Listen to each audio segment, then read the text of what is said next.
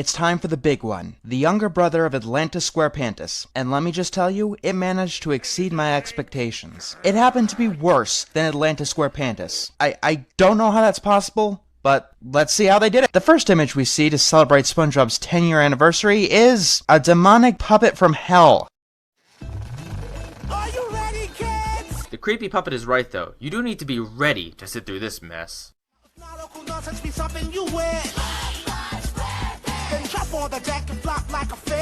This intro tells us where the budget went. Insert celebrity cameo number 1, CeeLo Green, singing this redone intro. But honestly, it's the best part of this. Well, Wikipedia calls it a movie. And once again, this is why we don't use Wikipedia to make our reviews. Hey, Wikipedia is a wealth of information, and lies. Mostly lies. Anyway, after the theme, we get a clip show of patchy segments narrated by Ricky Gervais. This goes on for way too long and adds literally nothing. And today, a mere 10 years later, obviously, 10 years ago I said that. Thank you for restating that vital piece of information. Yes, as we've already stated, this was SpongeBob's 10-year anniversary special, and they pretty much forgot that fact before they even started production. So then we get to the patchy segment proper. Although, I can't actually call it a segment because, really, the focus of SpongeBob's big anniversary special is patchy. You'll notice really fast that the people behind this show have no idea how to write, direct, or shoot something live action. But we'll get into more of that later. So before we even get to the SpongeBob stuff, which starts at 3 minutes in, Patchy shows up at the Nick Animation Studio. He demands to see SpongeBob. The guard tells him to wait, and then immediately lets him in and hands him a shrimp cocktail. Ahoy! Sturdy, may I help you? Yes, this is Patchy the Pirate for SpongeBob SquarePants. I sent him over 400 letters this week. So, does he think that SpongeBob is actually real? If SpongeBob isn't real, then this is creepy because a grown man thinks that a cartoon character is real. If SpongeBob is real, then this is creepy because he sent him over 400 letters a week. I mean, take it to emulate your idol. Hey, when will SpongeBob be here? Where is he, at lunch?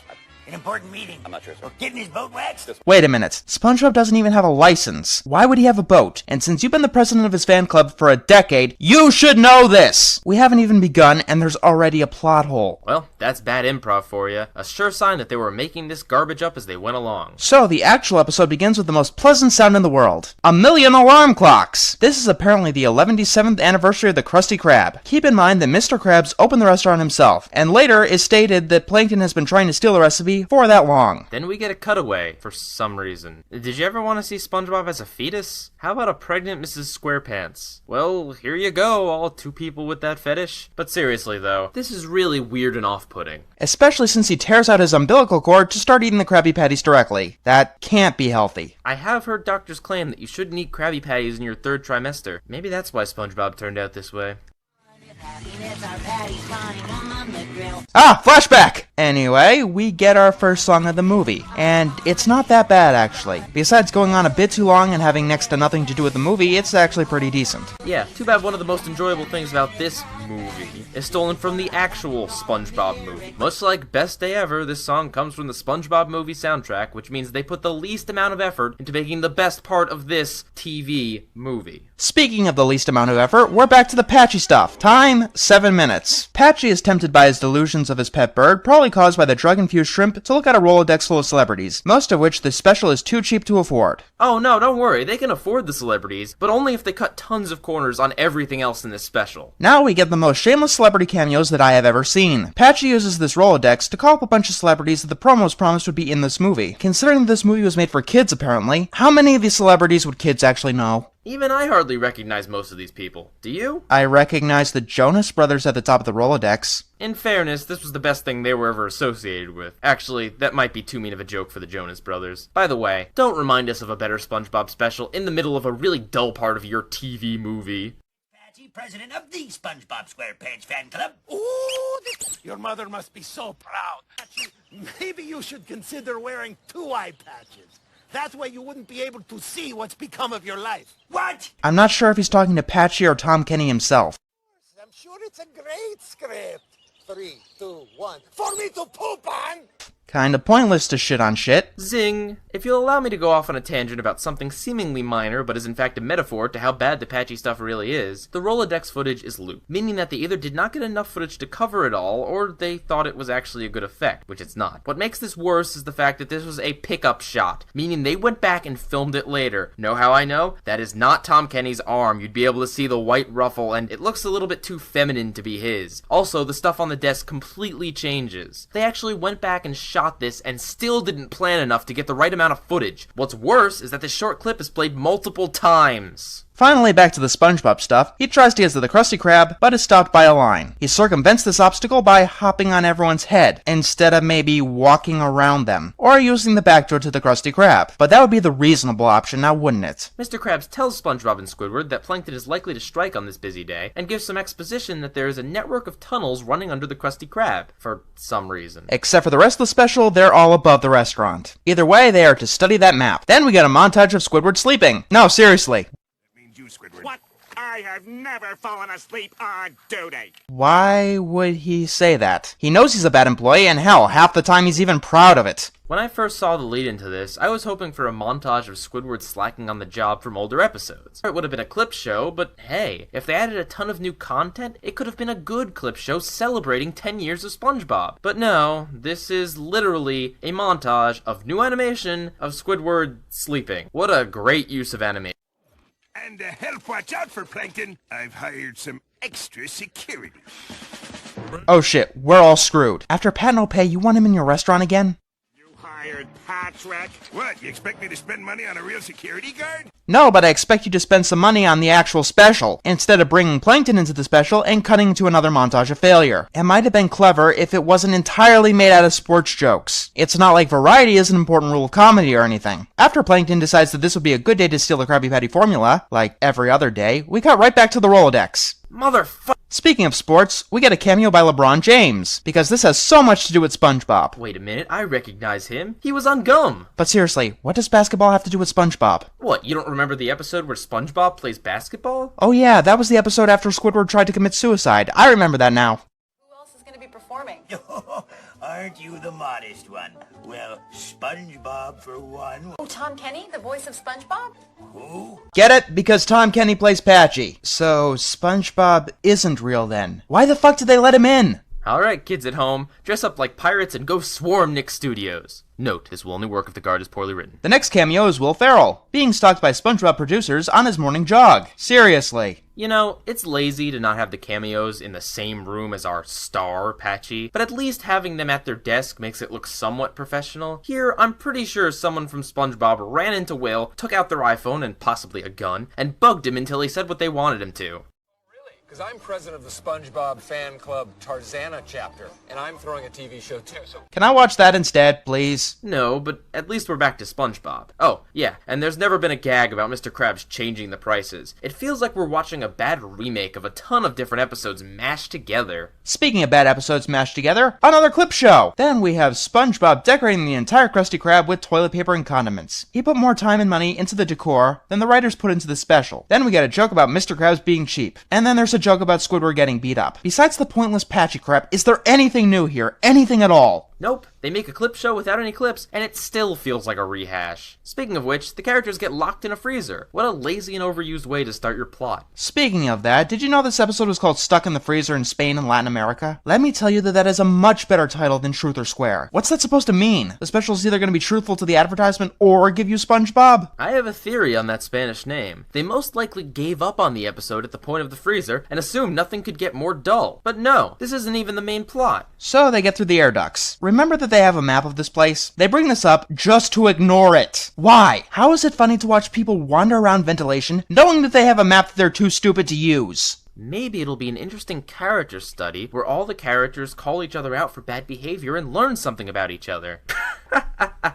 Not a chance. Instead, we get a series of worse cutaway gags than Family Guy. Just like Atlanta Square Pantis, they're using alternate art styles to attempt to excuse their lack of effort. Anyway, this is a parody of a 50s cigarette commercials. Forget kids, I get the reference and I don't find it funny. If they wanted to do a genuine throwback or parody, how about actually trying hand-drawn animation like they actually used to do back then? I'm pretty sure Adobe Flash didn't exist in the 50s. So they crawl through some vents, reuse a joke from Wishing You Well, and come across Mr. Krabs spying on every person in Bikini Bottom. Wait, what? Hang on a second. Hired Patrick. What, you expect me to spend money on a real security guard? Yeah, no money on extra security for the Krusty Krab, but he will install secret cameras in everyone's houses, including Sandy's bathroom, which costs a ton of money and nets him no obvious financial gain, his only motivation on the show, and put it all in a room that has no easy way to get in or out of? What? This is never even brought up again! Is he secretly selling pervy footage of the characters online? Where is the joke? What is the point? Ugh! It's probably for Nickelodeon's latest reality show, Life in Bikini Bottom! So Mr. Krabs is a bigwig at Nickelodeon, eh? That makes too much sense. The children? The children? I don't care about the children. I just care about their parents' money.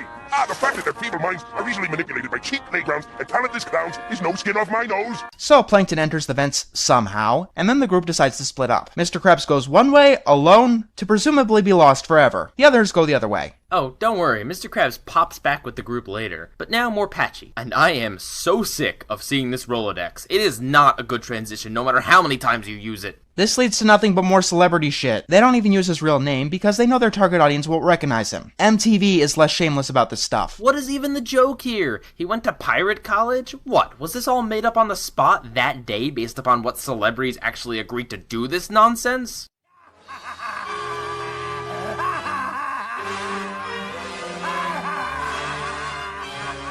So Patchy is trespassing on studio property, dressed like a pirate, thinks that a cartoon character is real, and is now laughing maniacally. This man is clearly unhealthy. Oh, don't worry. The next thing he does is vaguely kidnap Robin Williams. But a worse crime than that is the terribly awkward improv that goes on between Patchy and Williams. Seriously, did the producers plan any of this? Or did they actually kidnap Robin Williams to do this? I don't think this is acting on Robin Williams' part. It looks like he was just caught on the spot, and he's not even trying to be funny. If I didn't know any better, I'd think that this was some kind of hidden camera prank.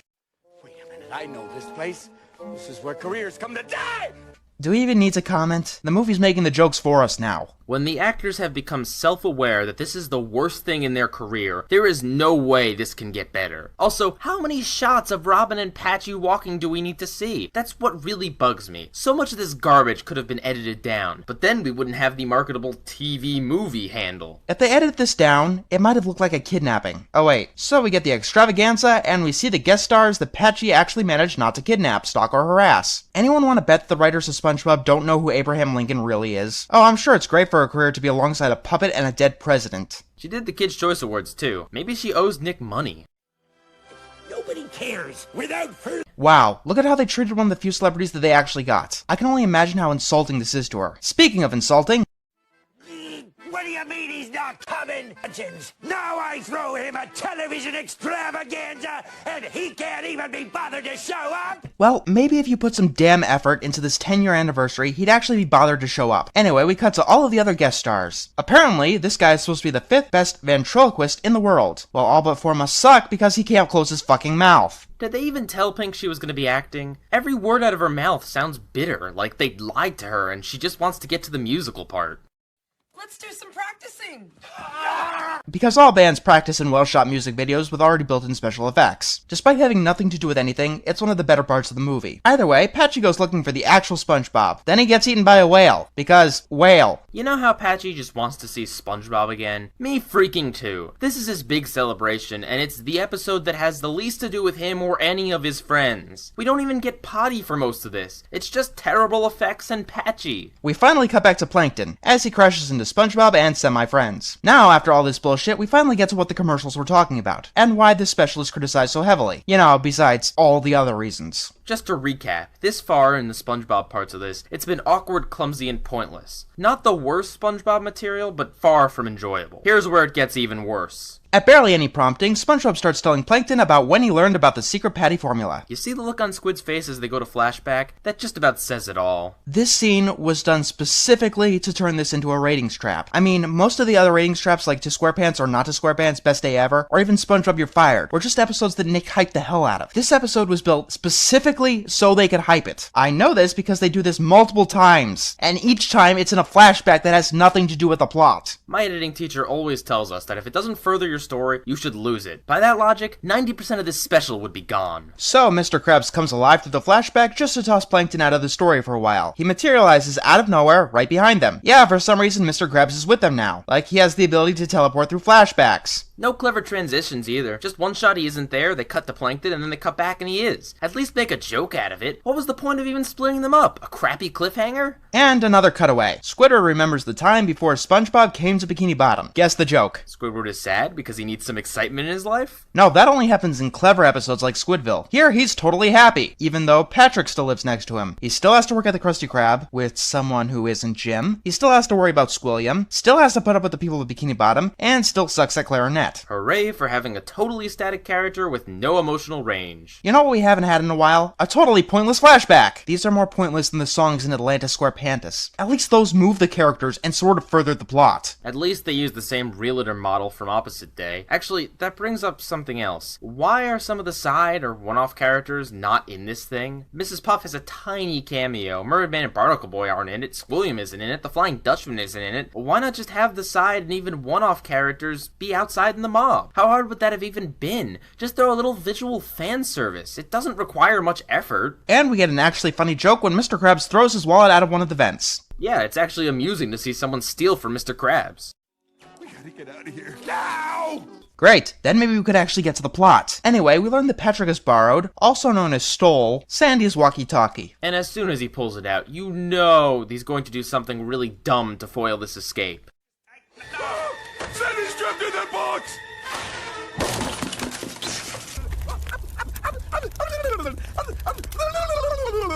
The stupid one. He's stupid, right?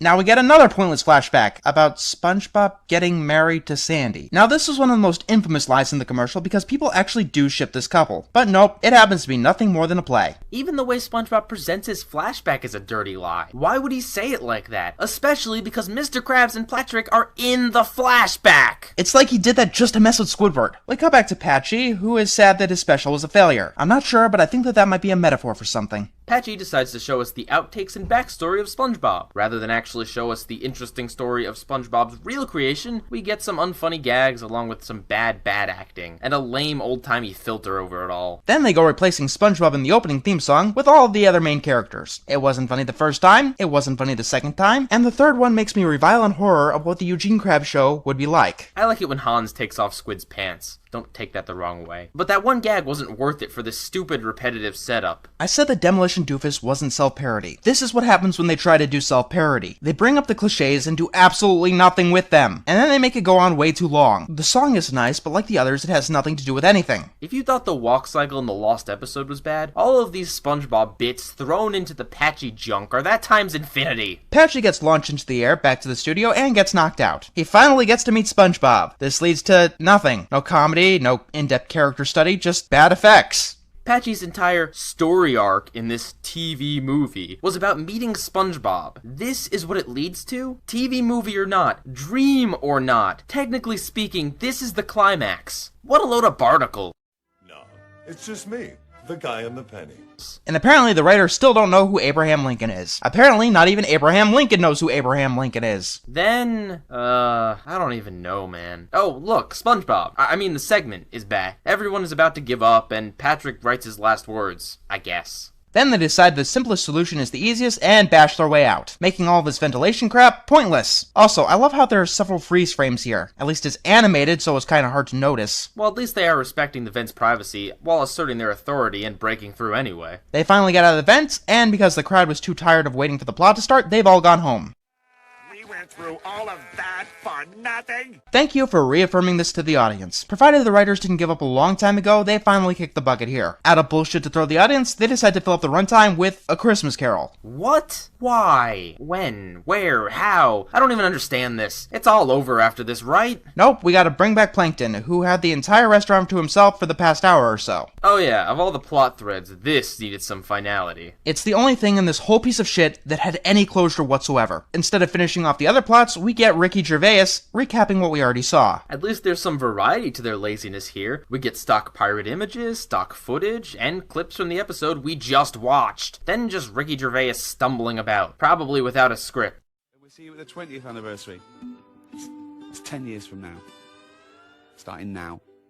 Where we'll do this crap twice as bad with half as much money. How long do we got anyway? I'd say we're already halfway there. Halfway there. Halfway there. Whatever happened to SpongeBob? Or Who Bob Wet Pants? Yes, this episode is one of the two that I'm aware of that has two names. It's annoying, but Mystery with a Twistery is a lot more annoying in that regard. Bottom line, this episode needs to die. I'm just gonna put all my cards on the table. This episode has more problems than any other episode of the series. Now, that doesn't mean that I hate watching it the most. There are many episodes that I hate watching more. It doesn't mean it's the worst episode either. For example, Good Neighbors has many different problems, and The Splinter only really has one. But to most people, The Splinter is the worst episode by far. That being said, Who Bob Wet Pants is still bottom 10 material. It's my most hated Season 5 episode. Yes, I hate it more than Atlantis Squarepantis. Let's dig in! Speaking of Atlantis Squarepantis, this episode starts with some weird patchy thing. I don't even know what you'd call this. It's like images of him telling us that it's a SpongeBob special? It's totally pointless, especially because we don't need Patchy to know that this is a SpongeBob special. And speaking of specials, this episode starts off a lot like The Best Day Ever, but with a kind of cruel twist. It starts with SpongeBob waking up extremely excited about the day he's about to have. In a very odd bit of foreshadowing, SpongeBob says hi to the mailman, which causes him to crash into a truck. I mean, there's an idea for a joke here, but it's just a guy talking to SpongeBob, so he gets hit by a truck. That's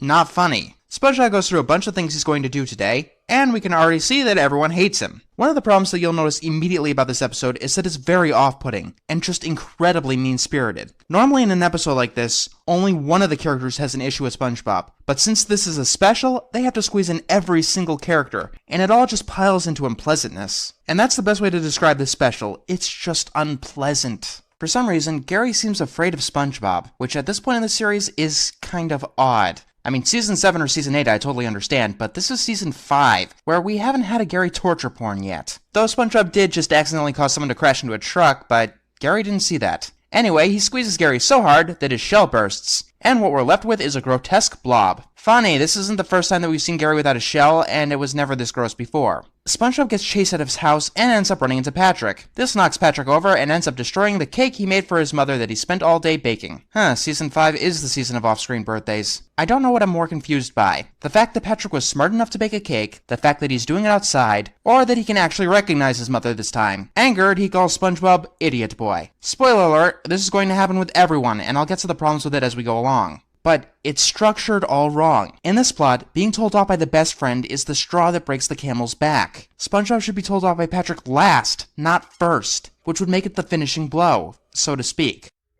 Ooh, that's the first time somebody's called me that.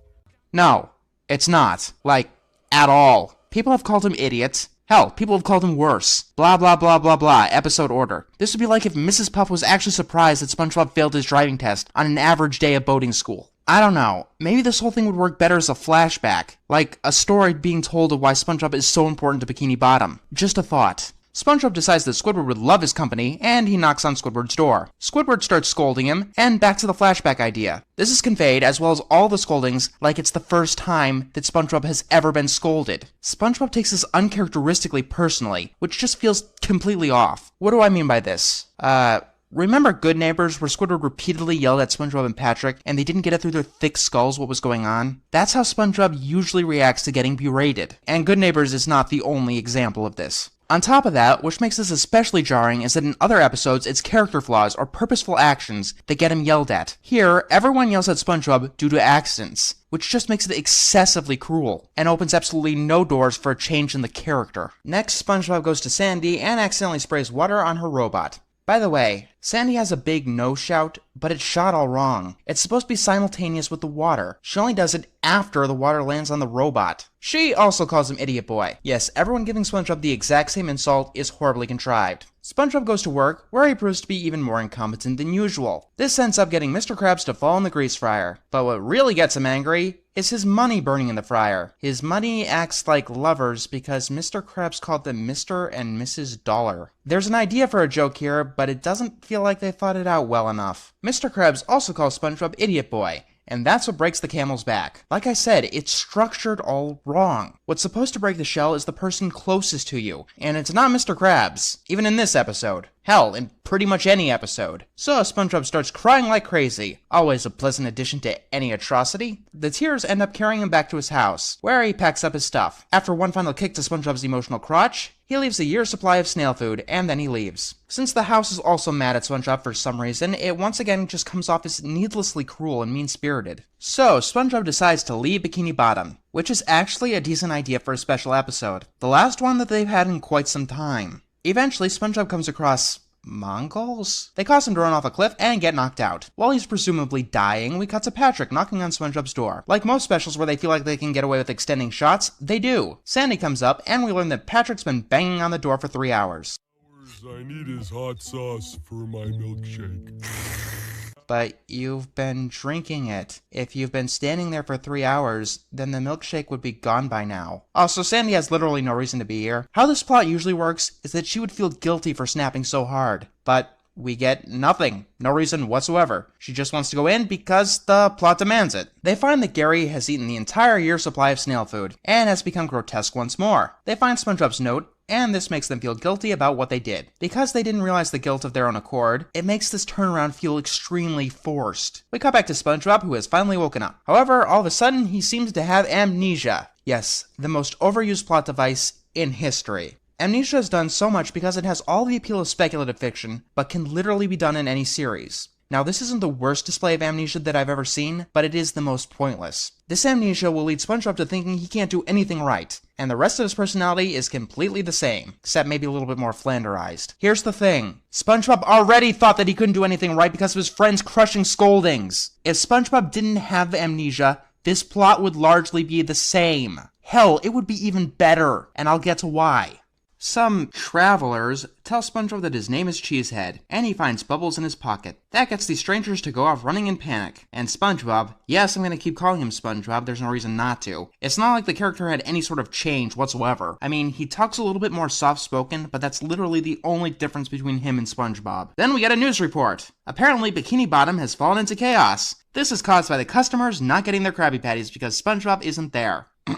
No! You cannot do that! You cannot have SpongeBob constantly screwing up people's day, and yet have the entire town depend on him to function in the exact same episode. It's backhanded, and on top of that, it's just confusing. Also, Squidward and Mr. Krabs are surprisingly mean-spirited to each other. It feels like this dialogue and these interactions belong in an entirely different series. Now here's the really insulting part. They don't think they screwed up because they called SpongeBob Idiot Boy, but because SpongeBob is no longer providing the services that they like from him. In essence, they want the good without the bad, and you can't have that. They only show minuscule amounts of regret for driving SpongeBob out of town, which makes it really forced when they want him back. It takes more than one line of dialogue from each of them, especially when it's half-assed, compared to driving SpongeBob out of town. And then there's Squidward. He is absurdly unlikable here. Remember at the end of Home Sweet Rebel, where he's dancing on the foundation of SpongeBob's house? He's like that for the entirety of this episode, and he really doesn't get any consequences for it. Yeah, this is even worse than his little yellow book performance. Alright, back to New Kelp City. And you see how SpongeBob is walking facing away from the camera? If you know about this episode, then you know about the face he's gonna make. And it just keeps you completely on edge when you're watching. You know that it's coming, but you just don't know when and you don't know where. Anyway, the city people are assholes because city people. Look, it wasn't interesting in Town and Out, and it's definitely not interesting here. Jobless deadbeat? What a sad existence I don't remember I lead. Yep, back to where he was emotionally before he got amnesia. Once again, totally pointless. And SpongeBob is hungry, so he goes looking for a job. Once again, people are afraid of bubbles. It's definitely trying to build up to something, but we're over halfway done with this episode. And each time we cut to the other plot, the tension drops completely. After they build up the tension again, they drop it completely for, here it comes, worst expression of the whole fucking show. Whoever came up with that, go hurt yourself. For all the children you gave nightmares, please. Back to the other guys. Sandy has a machine that can track sponges. It'll track any sponge within a 50-mile radius. Oh, you're saying this thing can actually find SpongeBob? Yep. The joke doesn't work because we already know that he doesn't want SpongeBob to be found. This device was my last chance to get this place back into ship shape!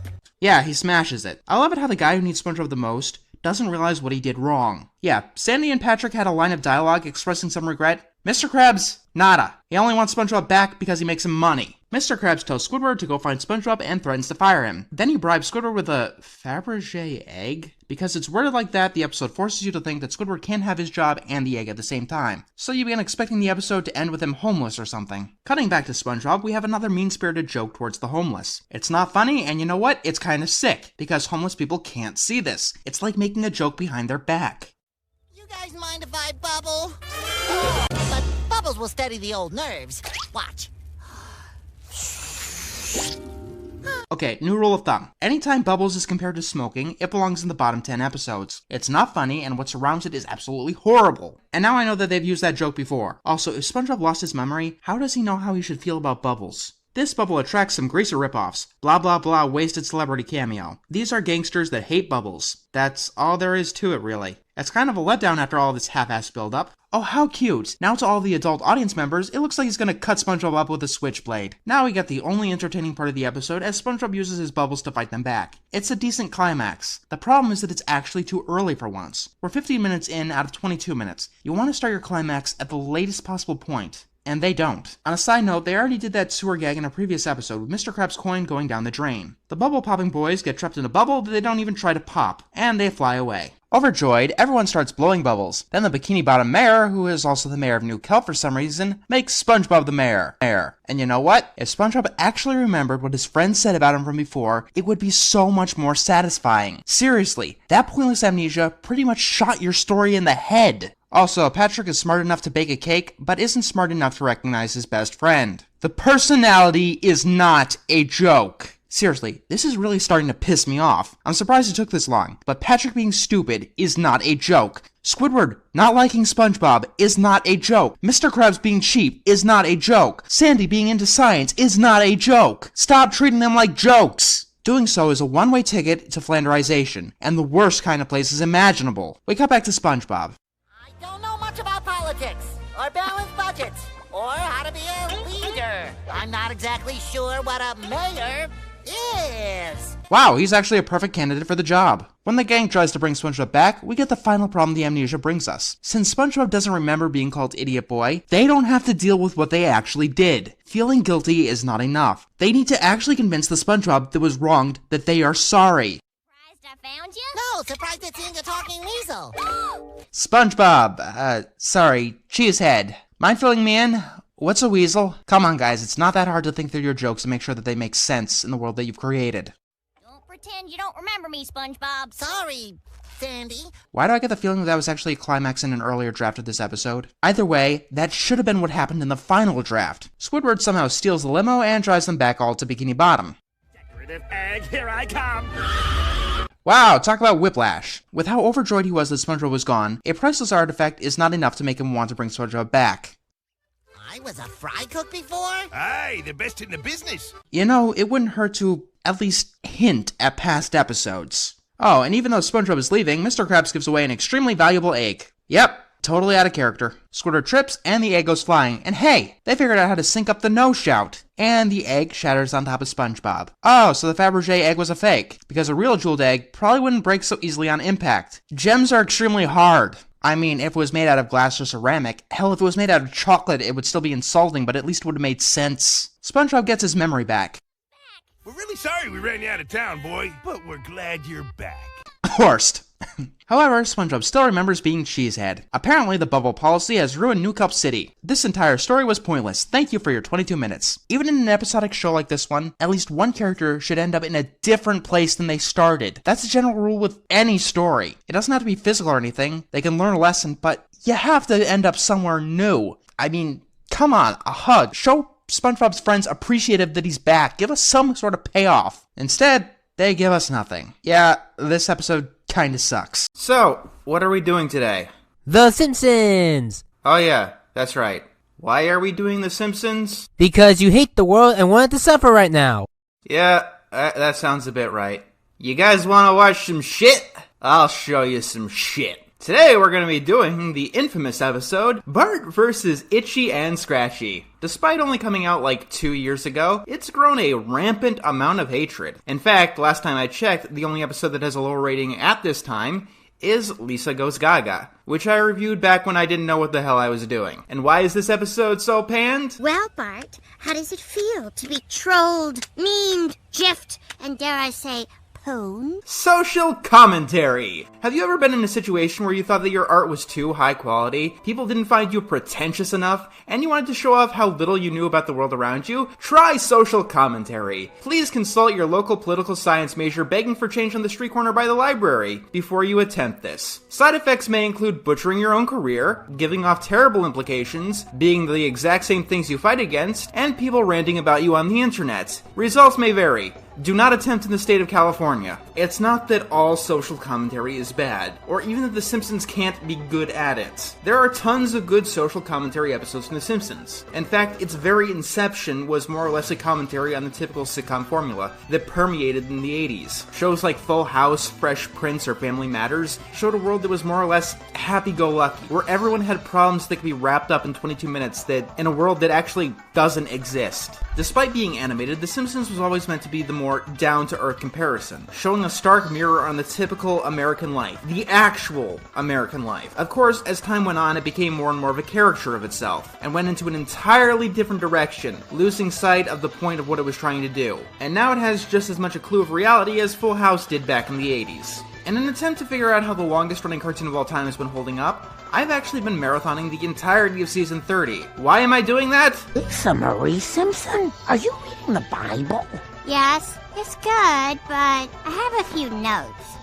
Because I really, really wanted to hear Marge misuse the word noob 4 times in a single episode. What a noob. How could I be such a noob? I am such a noob. I am such a noob. What a noob. Total noob. Classic noob. I don't know about everyone else, but when I'm sitting alone in the middle of the night just wondering if I'll ever make it to tomorrow, I know that hearing Marge say the word noob again and again without knowing what the fuck it means is just what I need to get me to tomorrow. This is the show that wanted to take on the whole female reboot controversy. The latest victim of this gal, Kata. Which one? Pick one. I mean, it's not exactly a new concept. Throughout the 2010s, many shows have had reboots or remakes with women or minorities as the starring roles. Most infamously was the 2016 version of Ghostbusters, but it's come up with many other pieces of media since. Even something like the new Star Wars film found its way into this controversy. So, I suppose before we can continue, I do need to give my opinion on this whole trend. I hate it. I really fucking hate it. And I don't think it's a big surprise if you know me. And no, it's not because I hate female protagonists or female characters. I have the receipts on this one. Almost every single one of my writing projects is female-led. There's 2 main reasons that I hate these, but they're both connected. It's really uncreative. Like, before this whole female reboot or remake thing came up, it was pretty much universally agreed that reboots and remakes were getting overdone, and Hollywood had a dearth of creativity, relying on them too much. The female reboot thing was basically an attempt to strawman and stereotype that argument. Now, if you were tired of reboots in general, apparently you're a sexist. Oh, and that's the other reason. The entire concept of this is sexist as hell. I'm sorry, I'm not like the creators of Ghostbusters 2016. I don't find being a female a novelty. That's just the feeling that I get out of virtually every single one of these films or shows. And that leads to another problem. These shows and movies tend to rely so much on being female-led that they don't try anywhere else. Like, at all. Which ends up being sexist in another way. Where, in almost every single case, the female version is worse than the male version, you're giving out some very bad implications. I literally can't think of a single example where this is not the case. I mean, saying you like Ghostbusters 2016, that's one thing. Saying it's better than the original is a harder argument to make. And of course, the whole thing just reeks of laziness. This has been asked a million times but never answered. Why don't you make your own damn characters or franchises? I'm not asking for the most original thing ever, I'm fine with, say, Lara Croft, who is very much inspired by Indiana Jones. In a sense, rebooting something with a female protagonist tells me that you don't know how to write one. You don't know what makes the female experience unique, which is kind of a necessity for writing a female character, isn't it? It's safe to say that The Simpsons does not agree with my perspective, but this episode has other problems that we are going to need to get into. Or there'd be no point to doing anything but leave this as just a video essay. So let's get into the madness. We'll start with one of the more pressing problems. People say that The Simpsons is out of ideas. After all, they've gone on for 600 episodes.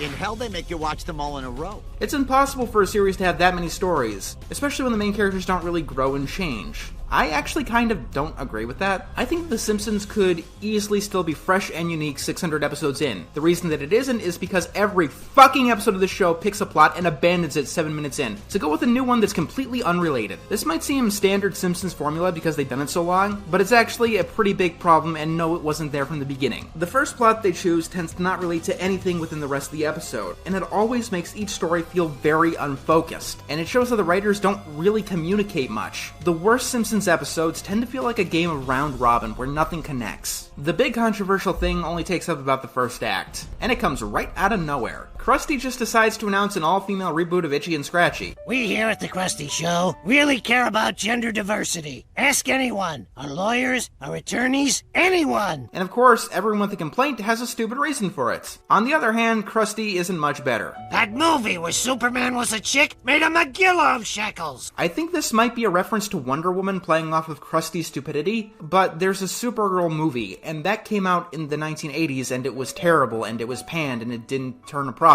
So this joke is awful. Like, if this episode is trying to say that the entire argument is stupid, that'd be one thing. But they clearly do take a side, and I don't get what they're trying to do here. I never really thought about Itchy and Scratchy as male or female, but it is cool that they're girls now. Maybe the episode is trying to showcase both sides, and it's just bad at it? I always thought they were a married couple, and that's why they fought so much. I don't know what to be liberal about anymore. But anyway, Bart invites everyone over to not watch the TV show, which honestly isn't the worst idea that I've ever heard. I'm proud that you're starting to hate things, but take it slow. You use up all your hate when you're young. One day you'll be an old man who likes things that suck. You know, I love how this joke doesn't work on any level. Isn't Abe Simpson's main character trait how he hates even innocuous shit? Oh, don't worry about that though. They fuck up the characters so much more as the episode goes on.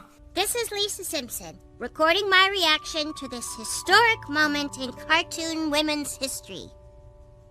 See, here's the problem with this whole female reboot thing. Before they come out, they tend to get held to the highest regard, and the most important thing ever, like a catalyst for real change. Like, they get held up as, like, this bastion of women's rights. Not just what a female-driven movie or a cartoon can do. And when the movie ends up being horrible, everything you said about it doesn't go away. What you, who support this kind of shit, have been saying has basically wrapped up your entire message in a steaming pile of shit. Now, if the show wasn't suffering from dementia, it might actually commentate on that, but that's not what they choose to do. Of course, Bart comes in and he finds it funny. And Lisa catches this on camera because, when you want to film your own reaction to a show, what you do is aim the camera away from yourself and at the fucking door. Lisa is supposed to be the smart one, right? I mean, it's not really a nitpick. This is a major plot point in the episode. We did it! We prejudged something without giving it a chance! Oh no, these people saw that a product might not be appealing to them, used their own judgment to not consume it. Boil them alive! Like Bart Simpson would ever watch a girl Itchy and Scratchy. You know, that might be another problem with this whole thing. Itchy and Scratchy is just about the worst property you could ever use to push forward a feminist message. Like, let's really think about this. Itchy and Scratchy is a violent show to an over-the-top extent. It's been a plot point in several episodes in the past. The issue with that is that doing this would definitely most likely offend the audience it is trying to appeal to. Violence against women in media has been argued against for the entirety of the decade. And now you got a show with only women getting maimed. You sick fucks. I believe actual feminists would probably argue that this is normalizing violence towards women. So Lisa decided to upload Bart laughing at the show to the internet, because when the characters have lost all likability, you may as well continually tempt the audience to try and drown them. The footage goes right on to Tosh.0. Sorry, I mean Josh.0. You know when you go back and forth between actual celebrities and XPs of them? It feels kind of stupid. Well, Bart, how does it feel to be trolled, memed, gifed, and dare I say, pwned? I'll be right back. Gonna blow my brains out. Like, you guys don't even know. You don't even know the half of Simpsons Season 30. This shit is in every episode. Every single one. Why are you riding a motorcycle? It's not for fun, I got arrested! That's worse! This is the season that had the esports episode after all. But God, every new time I hear this stuff, it just gets worse. Oh, and for the record, Lisa, uploading a video of someone without their consent isn't trolling. In many jurisdictions, it's a felony. Even in the jurisdictions that it isn't, it can be called a dick move. So you're gonna try and ruin Bart's life because he liked a show that you wanted him to like, and then he lied about it. Somehow this episode wants us to put Lisa's stance on the moral high ground, by the way. And stupid, then Bart gets attacked. Itchy and Scratchy has like next to nothing to do with the rest of the episode, by the way. Bart escapes into the girls' bathroom because of course he does, where this happens. You tell anyone about this, you're canceled. Charlie Rose canceled. Who the fuck wrote this? Anyway, Bart makes quick friends with them because they share his troublemaking ways. The only difference is that they do their terrorism for a good cause. It's the old home ec classroom, where they would brainwash girls into being good little housewives. This half of the episode is going to be fun. You have my guarantee, because it's even worse than the first half. Anyway, these girls call their group Bossy Riot, which is a reference to an actual group that I can't say the name of or else I'll get demonetized. They demonstrate their punk power by blending a history book. Shame too, or else they might have learned that this kind of behavior usually ends up in jail time, and the sinking of the reputation of a movement in the public eye. Like, you know, like it did in real life. Right now we're just training bras, but soon we'll be the strongest, most supportive bras anyone has ever seen. You know, it's really easy to determine if something is a first draft, believe it or not. In this episode, BRA stands for Battle Ready Armor. I mean, Boys' Rights Association. So what Milhouse is saying is that we're all training boys' rights associations. Soon we shall all be strong and sturdy boys' rights associations. The joke isn't that Milhouse is a dumbass. The joke is what writers think passes for a joke. Meanwhile, vandalism spree. Bossy Riot is so cool. We need fearless female activists to fight back against misogyny and manspreading.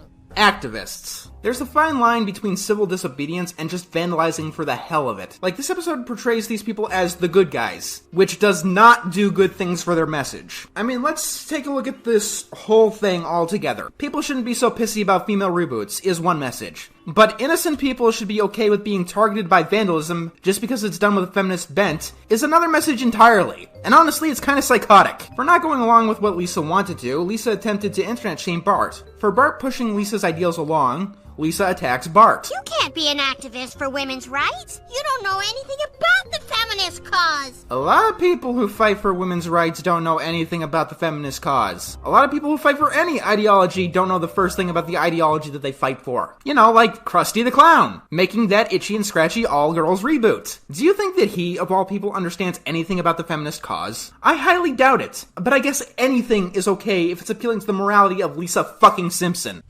It's all about the deeds. Alright, Lisa, hit me with what you got. I'll give you a fair chance. You're not a girl. That's sexist. Next. You've never been called shrill just because you speak up. Let's see, you're right. I've never been called shrill for speaking up. I've been called wrong, stupid, crazy, insensitive, autistic, a moron, and several other things that would get me demonetized. But I can't say that I've ever been called shrill. Although people have said that my voice does grate on them occasionally. And girls' clothing has no pockets. But it's more socially accepted for girls to wear boys' clothing or carry a purse for that matter. Is this supposed to be a joke about Lisa being a moron and only caring about petty things? Because it goes against the tone of the rest of the episode and the message that they're trying to convey. This is someone else's war, and you're just a mercenary. Isn't the point of activism to get more people on your side? I am very confused. No, you can't believe the things that I believe because you are rough around the edges. Why does every discussion about feminism turn into an argument about Star Wars? Blame the Walt Disney Corporation for that one. You shouldn't be part of a protest if you don't care about the cause. Did Lisa fucking Simpson just say that? One of the most hypocritical, pseudo-enlightened characters that ever shat onto an animation cell. Did she really just say that? The character who will, at first pass, fall in line with any social movement that seems good and pure, whether or not it makes sense, or she's willing to look past even the surface of it. So apparently Milhouse's protest has gotten Krusty to react, and go back to the way things were. This gets Bart's new friends angry because, as we all know, businesses should continue to do the same thing, after it has proven to alienate their audience and cause them to hemorrhage money. This group wants to destroy the original cartoons, which gets Bart to refuse to help them, and then things start getting ugly. The thing about comedy is... Bart, stop mansplaining! Yes, Bart, stop mansplaining and manspreading and manterrupting and throwing a mantrum so you can hear our lecture on why we need to get rid of gendered language. Unless, of course, you have the man flu. Then we might take some sympathy on you. The nail polish remover gets dumped and the fumes cause the boys to cry. And this story is happy end, I guess. And Lisa decides to join them at the end. What the hell even is this? Like, what exactly is the message of this episode?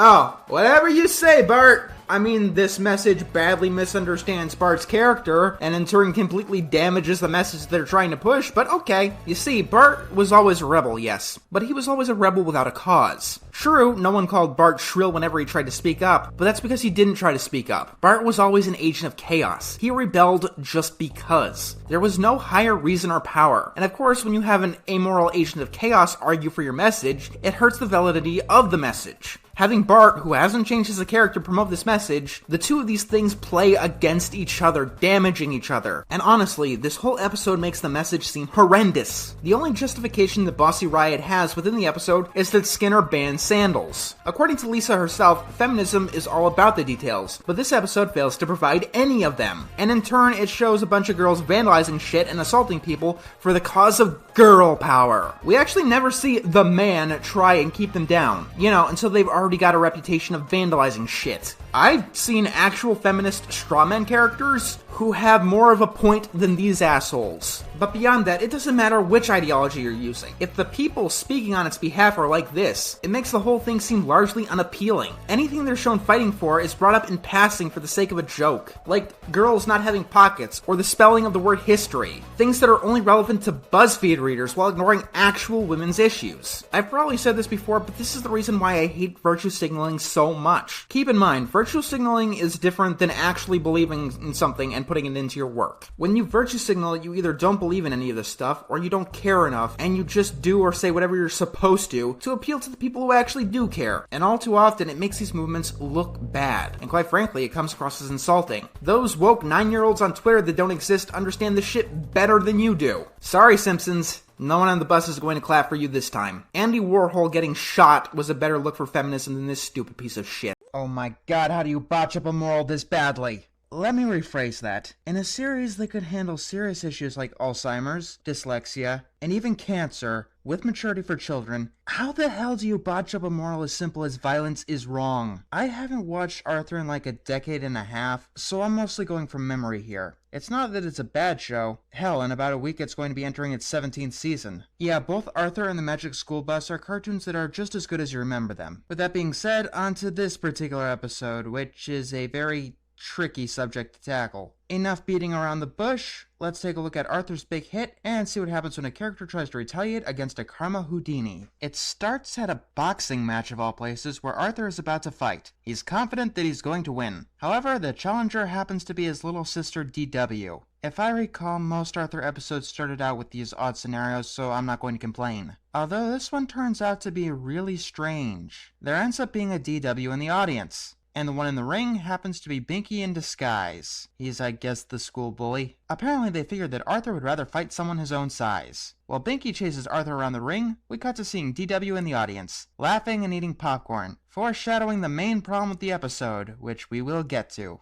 The camera pans over pieces of a model plane, and DW starts asking about it, annoying Arthur. The episode puts great emphasis on her annoyance. Trust me. She spills his paint, and then sometime later she sneaks into Arthur's room and touches the plane while the paint is wet. Then she blames Arthur for getting paint on her hands. Okay kids, let's play a game called Count the Dumb Decisions. Dumb decision number 1. Arthur not telling their parents about DW repeatedly sneaking into his room and messing with his model plane. Finally, Arthur's finished the plane, and we immediately get dumb decision number 2. Him not anticipating that DW will come into his room and try to play with his model plane again. Speaking of that, dumb decision number 3. Arthur not explaining exactly why DW shouldn't touch the model plane. Oh, that's right. They can't do that because they want to make Arthur undisputedly the bad guy in this episode. Writers, it doesn't work that way. It just makes Arthur seem out of character and completely stupid.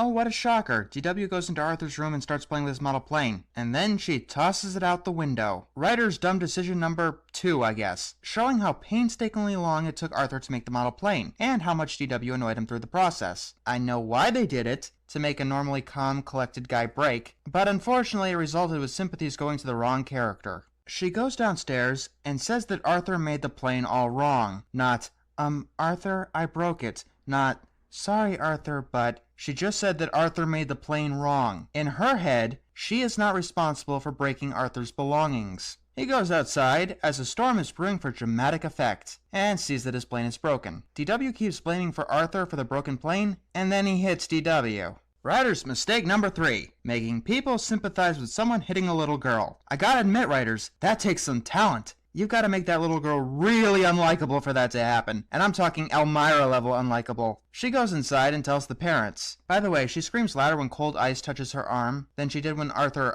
hit her.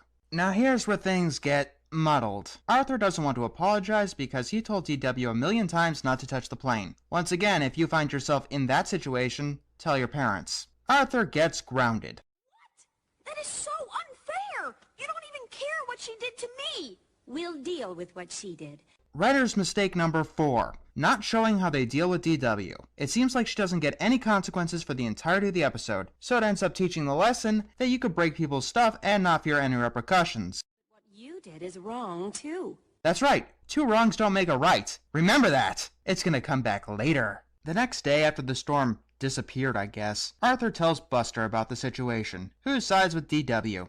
Hey writers, you were supposed to make the audience do that, not the other characters. Making Arthur's best friend side against him is going against that goal. Binky hears the story and is shocked. His friends tell him that he shouldn't be shocked because he hits people all the time. Then they realize that they don't remember the last time he hit anyone. He gets challenged to hitting the next person who rounds the corner. Guess who? Yeah, it turns out to be Arthur. But Binky doesn't want to hit Arthur, so he tries to talk his way out. Unfortunately, if he doesn't hit Arthur, he'll be out of their circle of friends. So he has to hit Arthur the next time he sees him. So he decides to avoid Arthur entirely. Meanwhile, we see Arthur trying in vain to help other people see his side of the story. The episode just gets messier. This goes on for quite some time, by the way. Hey, writers, you know what this filler could be better used for? Making sure you get your damn moral right. Maybe having Arthur talk to his parents about DW annoying him? Maybe get DW's side of the story. Or how about anything else? It ends with Arthur running to Binky to give him his pen. So all of that was totally pointless. So then Binky hits Arthur on the arm. He goes to his parents, who have absolutely no sympathy for Arthur.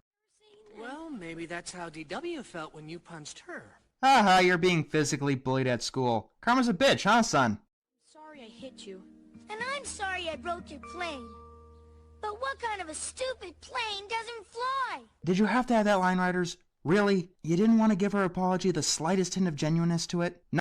Well, I didn't know. I'm just a child. Give me a break. Not an excuse. First of all, technically speaking, Arthur's a child too. Secondly, we teach 3-year-olds not to take other people's things, to sneak into other people's rooms, and to touch their stuff. We also teach them to have regrets for their wrongdoings. God, your parents are shit, DW. Sometime later, Binky apologizes to Arthur. What?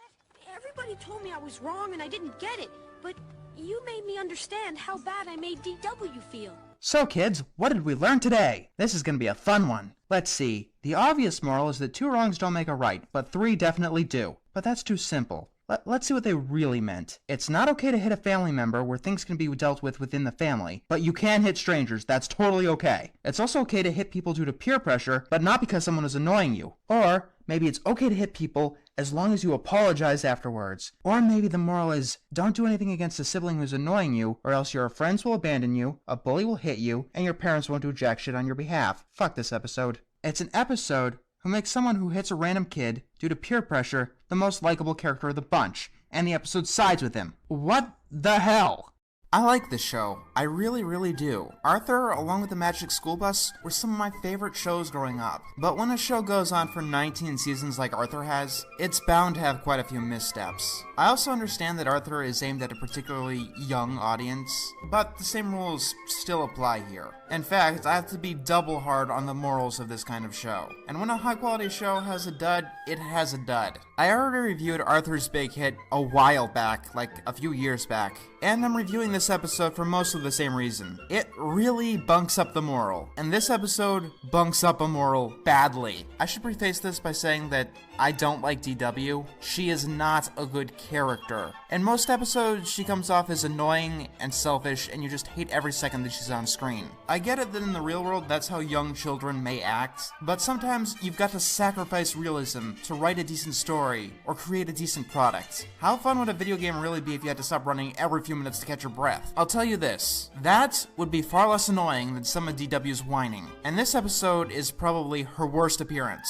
in the entire show. Let's take a look at DW's very bad mood. The episode starts in a nutritious lunch all neatly packed for you. Gee whiz!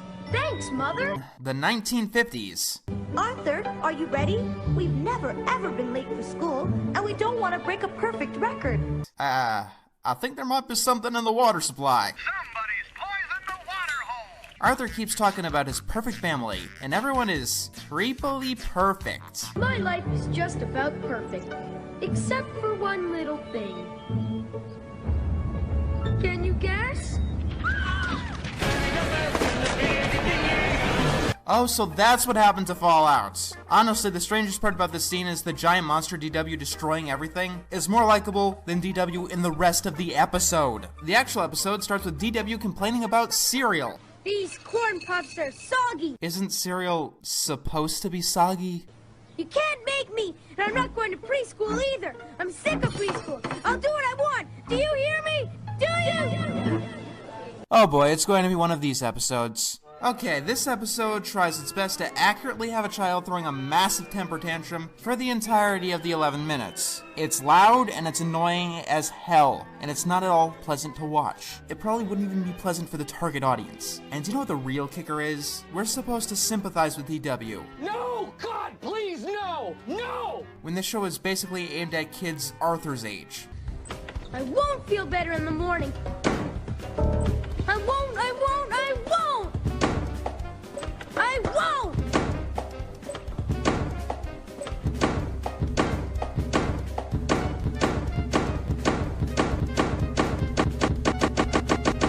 Okay, Arthur's mom and dad, I think you forgot your line. DW, if you keep slamming those doors, you're grounded. Like, it's hard for me to feel any kind of sympathy for DW. I mean, what do you think happens when you let your kids do whatever the hell they want and give them anything that they want? The answer's really simple. They do whatever the hell they want and think that everything is owed to them. Also, why is Arthur the only one who's sleep deprived? At the very least, you'd think DW slamming the door in an angry tantrum would keep her parents up as well. But no, I mean, listen to this. You're just making me go to bed because you don't want me around. You don't love me.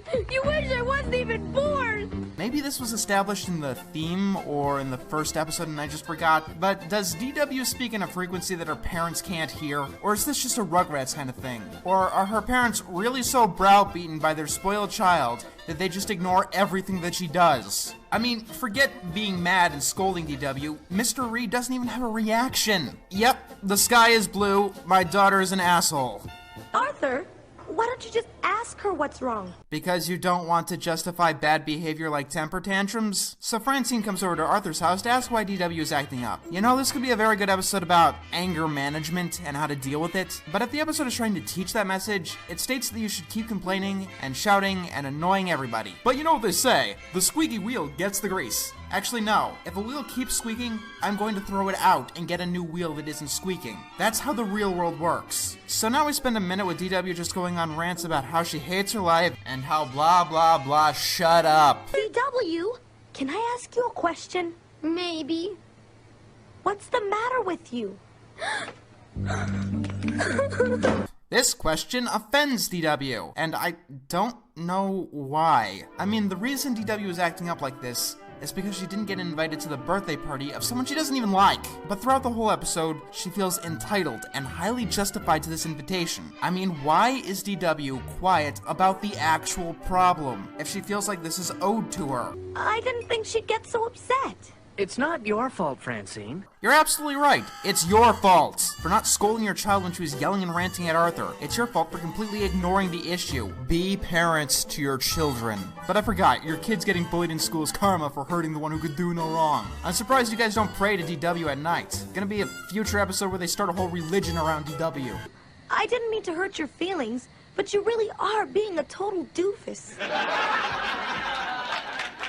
I just love insults in kid shows that aim really young. But I'm Arthur's friend. When something's bugging him, I want to help. The message of this episode is very muddled. I mean, yes, it's good to help people who are going through problems, but just because you're having said problems doesn't mean you get to be a colossal, doofus to everyone around you. You see, DW is now getting a bunch of attention because she's being rude and throwing temper tantrums. It's going on for days. If you try this in the real world, even if you are a young child, people will push you away and they won't want to deal with you. And ironically enough, people pushing DW away was her problem in the first place. So we have an imagined spot of Temper Tantrum Patrol, where a bunch of cops come and try to arrest DW. It's really funny, but this kind of behavior, if constantly kept unchecked, could realistically lead to DW growing into a very troubled child. The kind that gets into physical fistfights all the time, gets into drugs, and doesn't listen to any authority whatsoever.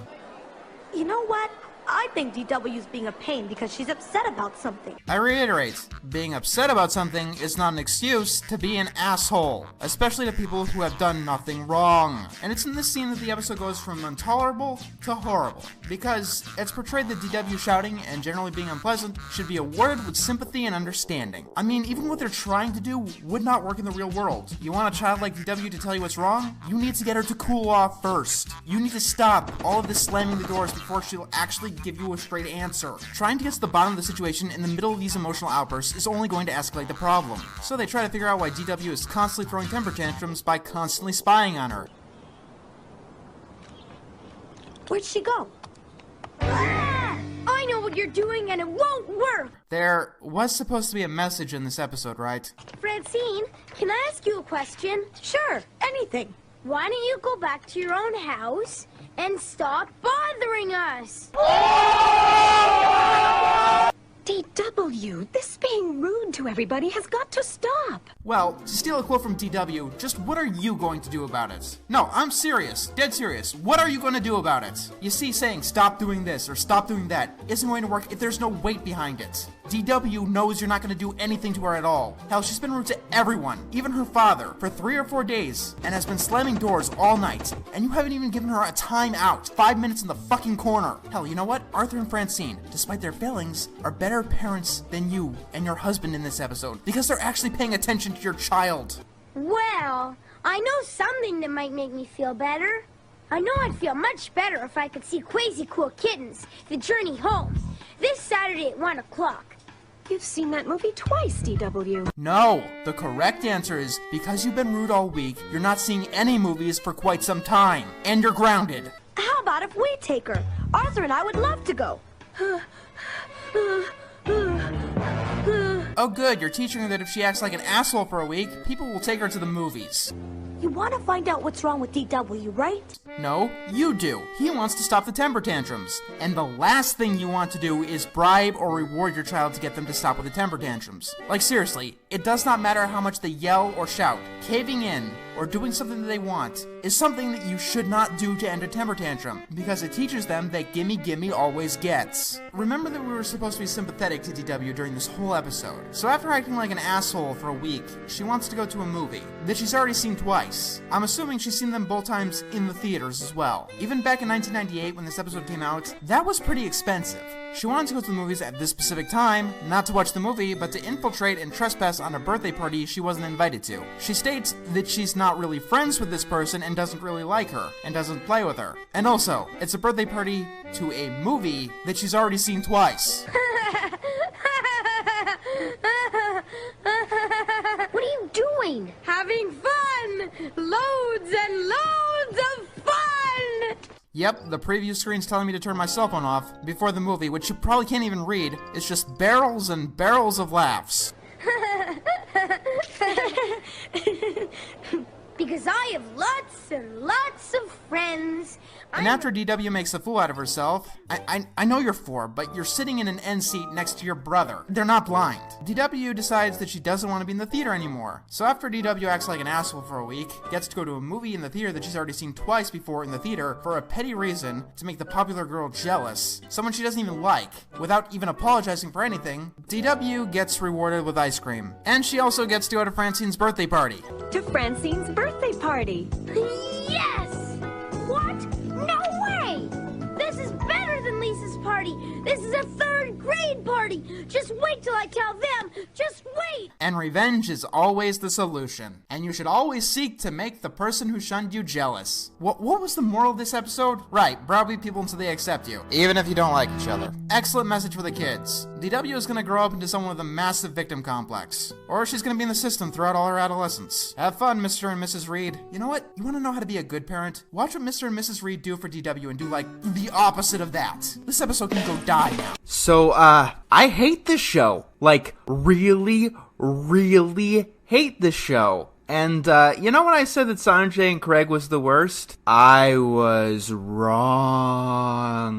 Alright, let's take this one step at a time. I've heard nothing but bad things about Bunsen as a beast, but going into the show, I tried to take them all in stride. I mean, so far, I've dealt with Fanboy and Chum Chum without too much issue, and the same thing with Breadwinners, so I thought that this one would have been easy to deal with. By the time the theme song ended, I wanted to gouge my ears out. Not a bear and not a yeti. Holy heck, that's just confetti! Every single second of this miserable-ass show, I thought that it'd be a more productive use of my time to try and drive my cranium through a brick wall. This is, no joke, one of the most annoying shows that I have ever experienced. You know, the guy who has a living reviewing bad and annoying cartoons. This show has 3 main problems, which is surprising to me because it really seems like one of the most problem-riddled shows in existence. The first of the problems is the show never shuts up. The entire show is just noise. Every single second is filled with wacky sound effects or talking. It makes Felix the Cat the movie look like Studio Ghibli, for Christ's sake. And you know, that might not be so bad. I've been able to tolerate other shows like this, and even like them. People said that was a problem with Hazbin Hotel, but I love that pilot. Oh, harder, Daddy! No, what makes it so exceptionally bad here is the voices that they've chose. And that's problem number 2. I'm sorry, if you thought that Vincent's voice was a tolerable voice for any character, not just acceptable, but tolerable in any sense of the word, you are legally deaf. My head's spelling, I'm excited! I think that's actually a requirement to be declared legally deaf, thinking that Bunsen's voice is okay. I didn't think it'd be so bad going in. I thought many people were over-exaggerating, but no, the legends were right. It might not sound so bad in out-of-context bits, but imagine hearing this for a long, plodding episode. It continually beats down on you. And you know what the worst part is? Despite having the worst voice in history, Bunsen doesn't even have the worst voice in this show. No, that's Amanda. Oh, look at that, it wasn't a swamp.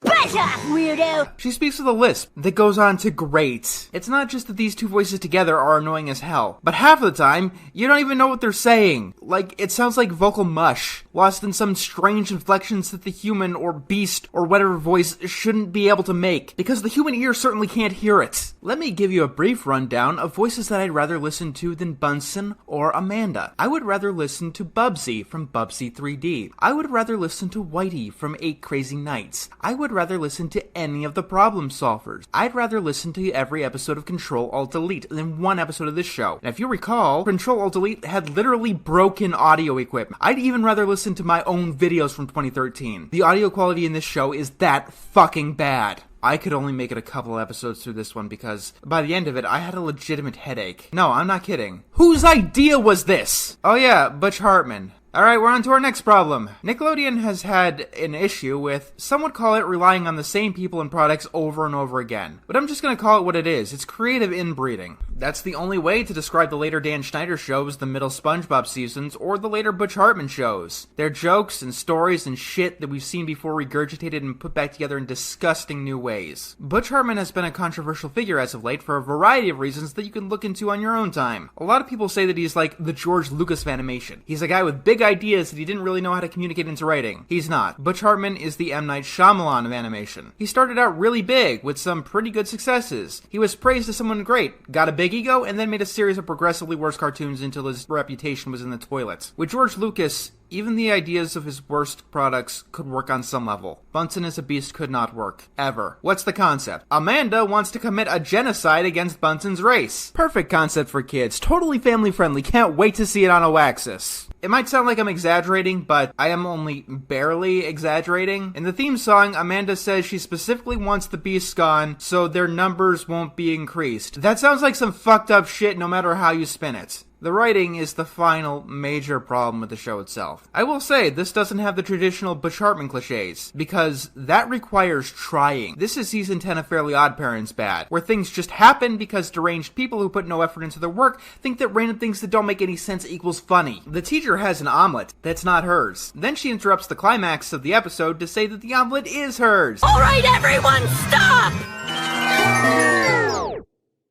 This was my omelet. Alright, whoever wrote that joke, please, have a seat. I want you to explain to me why that's funny. I have all day. I am willing to sit here as long as it takes until you give me that dissertation as to in what realm that is any semblance of a joke. Let me guess, you specifically wrote that joke for beasts to understand and not humans. Imaginary creatures that don't exist. Because that's the only thing that would ever find any joke on the show even the remotely humorous. I thought Robot and Monster was bad with its comedy, but no, this is the bottom of the barrel in lack of understanding of comedy. It's not just not gonna make you laugh. You can understand where there are supposed to be jokes. There are things structured like jokes, but they just throw in random bullshit. And what about the story? What story? Amanda wants to get rid of beasts because reasons unexplained. It's literally just Crocker wanting to capture fairies again, with less of a reason. Fairly Odd Parents says Crocker, Bunsen is a beast, has a crock of shit. The animation? Well, it's better than Fairly Odd Parents Season 10, but I love that they use the exact same flash techniques that Fairly Odd Parents Season 10 used, that maybe got that show axed. Brilliant idea, guys! I can't say that this show looks ugly. A lot of people say this looks the most different from the typical Butch Hartman style, which is untrue. Danny Phantom is clearly the show you'd have the hardest time calling a Butch Hartman show by the art style alone.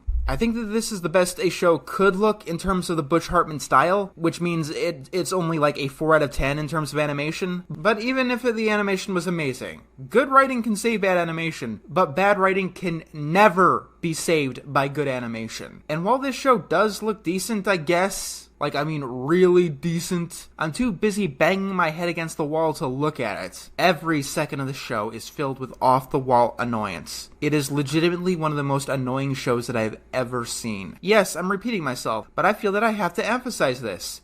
And yeah, I do sound a little bit pissed, but I live in a world where people are supposed to get better with skills and age. And what I'm seeing is someone who is well respected and basically tenured, giving kids random pandering shit without a single thought for quality control. A complete lack of originality from a creator who has been out of ideas for over a decade now. Even Bunsen's design is unoriginal. This is your monster? Just a random fuzzy thing with a big mouth? It looks like Dr. Seuss tried drawing where the wild things are. I've seen this before. Even if I hadn't, Big Mouth has a better looking beast than yours. And that's one of the worst shows that I've ever seen. Why does Bunsen's voice sound like that? I legitimately want to know. What was the process of determining this creature's voice? Who sat there and said that this was okay? Or, alternatively, who are all the people who just stood there and didn't say, my god, this is one of the worst things that I've ever heard, and the absolute dearth of the voice acting industry. And let me be absolutely clear. This is no offense to the voice actor himself, whoever it is. Bad voices in animation are rarely based on the actual voice actor, but the direction that they're given. When we get voices like Harry, Scary, or Bubsy, it's because some studio hack thought that these voices would be funny or charming or something. Even though the voice actor here is relatively inexperienced at voice acting, this is literally the only cartoon that he's ever done, I have to assume that he could do better than this with some better direction. And the show, once upon a time, was going to be a picture book, believe it or not. That was when a Nick executive saw the drawings that Butch Hartman did and decided that it should be a cartoon instead, which may be one of the absolute worst things that a Nick executive has ever done. Oh yeah, this show is that bad. As a picture book, it would be cliche but tolerable. Constant off-the-wall noise of some of the most ear-grating vocal performances that I've ever heard. Voices that could only be improved by a broken microphone. If you have a format for this show that doesn't have that, it's a vast improvement already. Now, if you'll excuse me, I'm going to listen to the theme of Kung Fu Dino Posse because I want to flush Bunsen's voice out of my system. And the only way to get rid of it is basically to burn it with the audio version of Fire. I've been getting requests since literally the very beginning. Technically, the Splinter was a request, and I tend to check them out if I can find good enough footage. Sometimes I agree, sometimes I don't. But the more requests I get, the more that I know that I have to review whatever episode. SpongeBob You're Fired is my most requested episode ever, with dozens of different people asking me about it. It aired about 2 weeks ago, and at present it is the latest SpongeBob episode to air. I watched it, and my god, I'm pretty sure that half my brain exploded.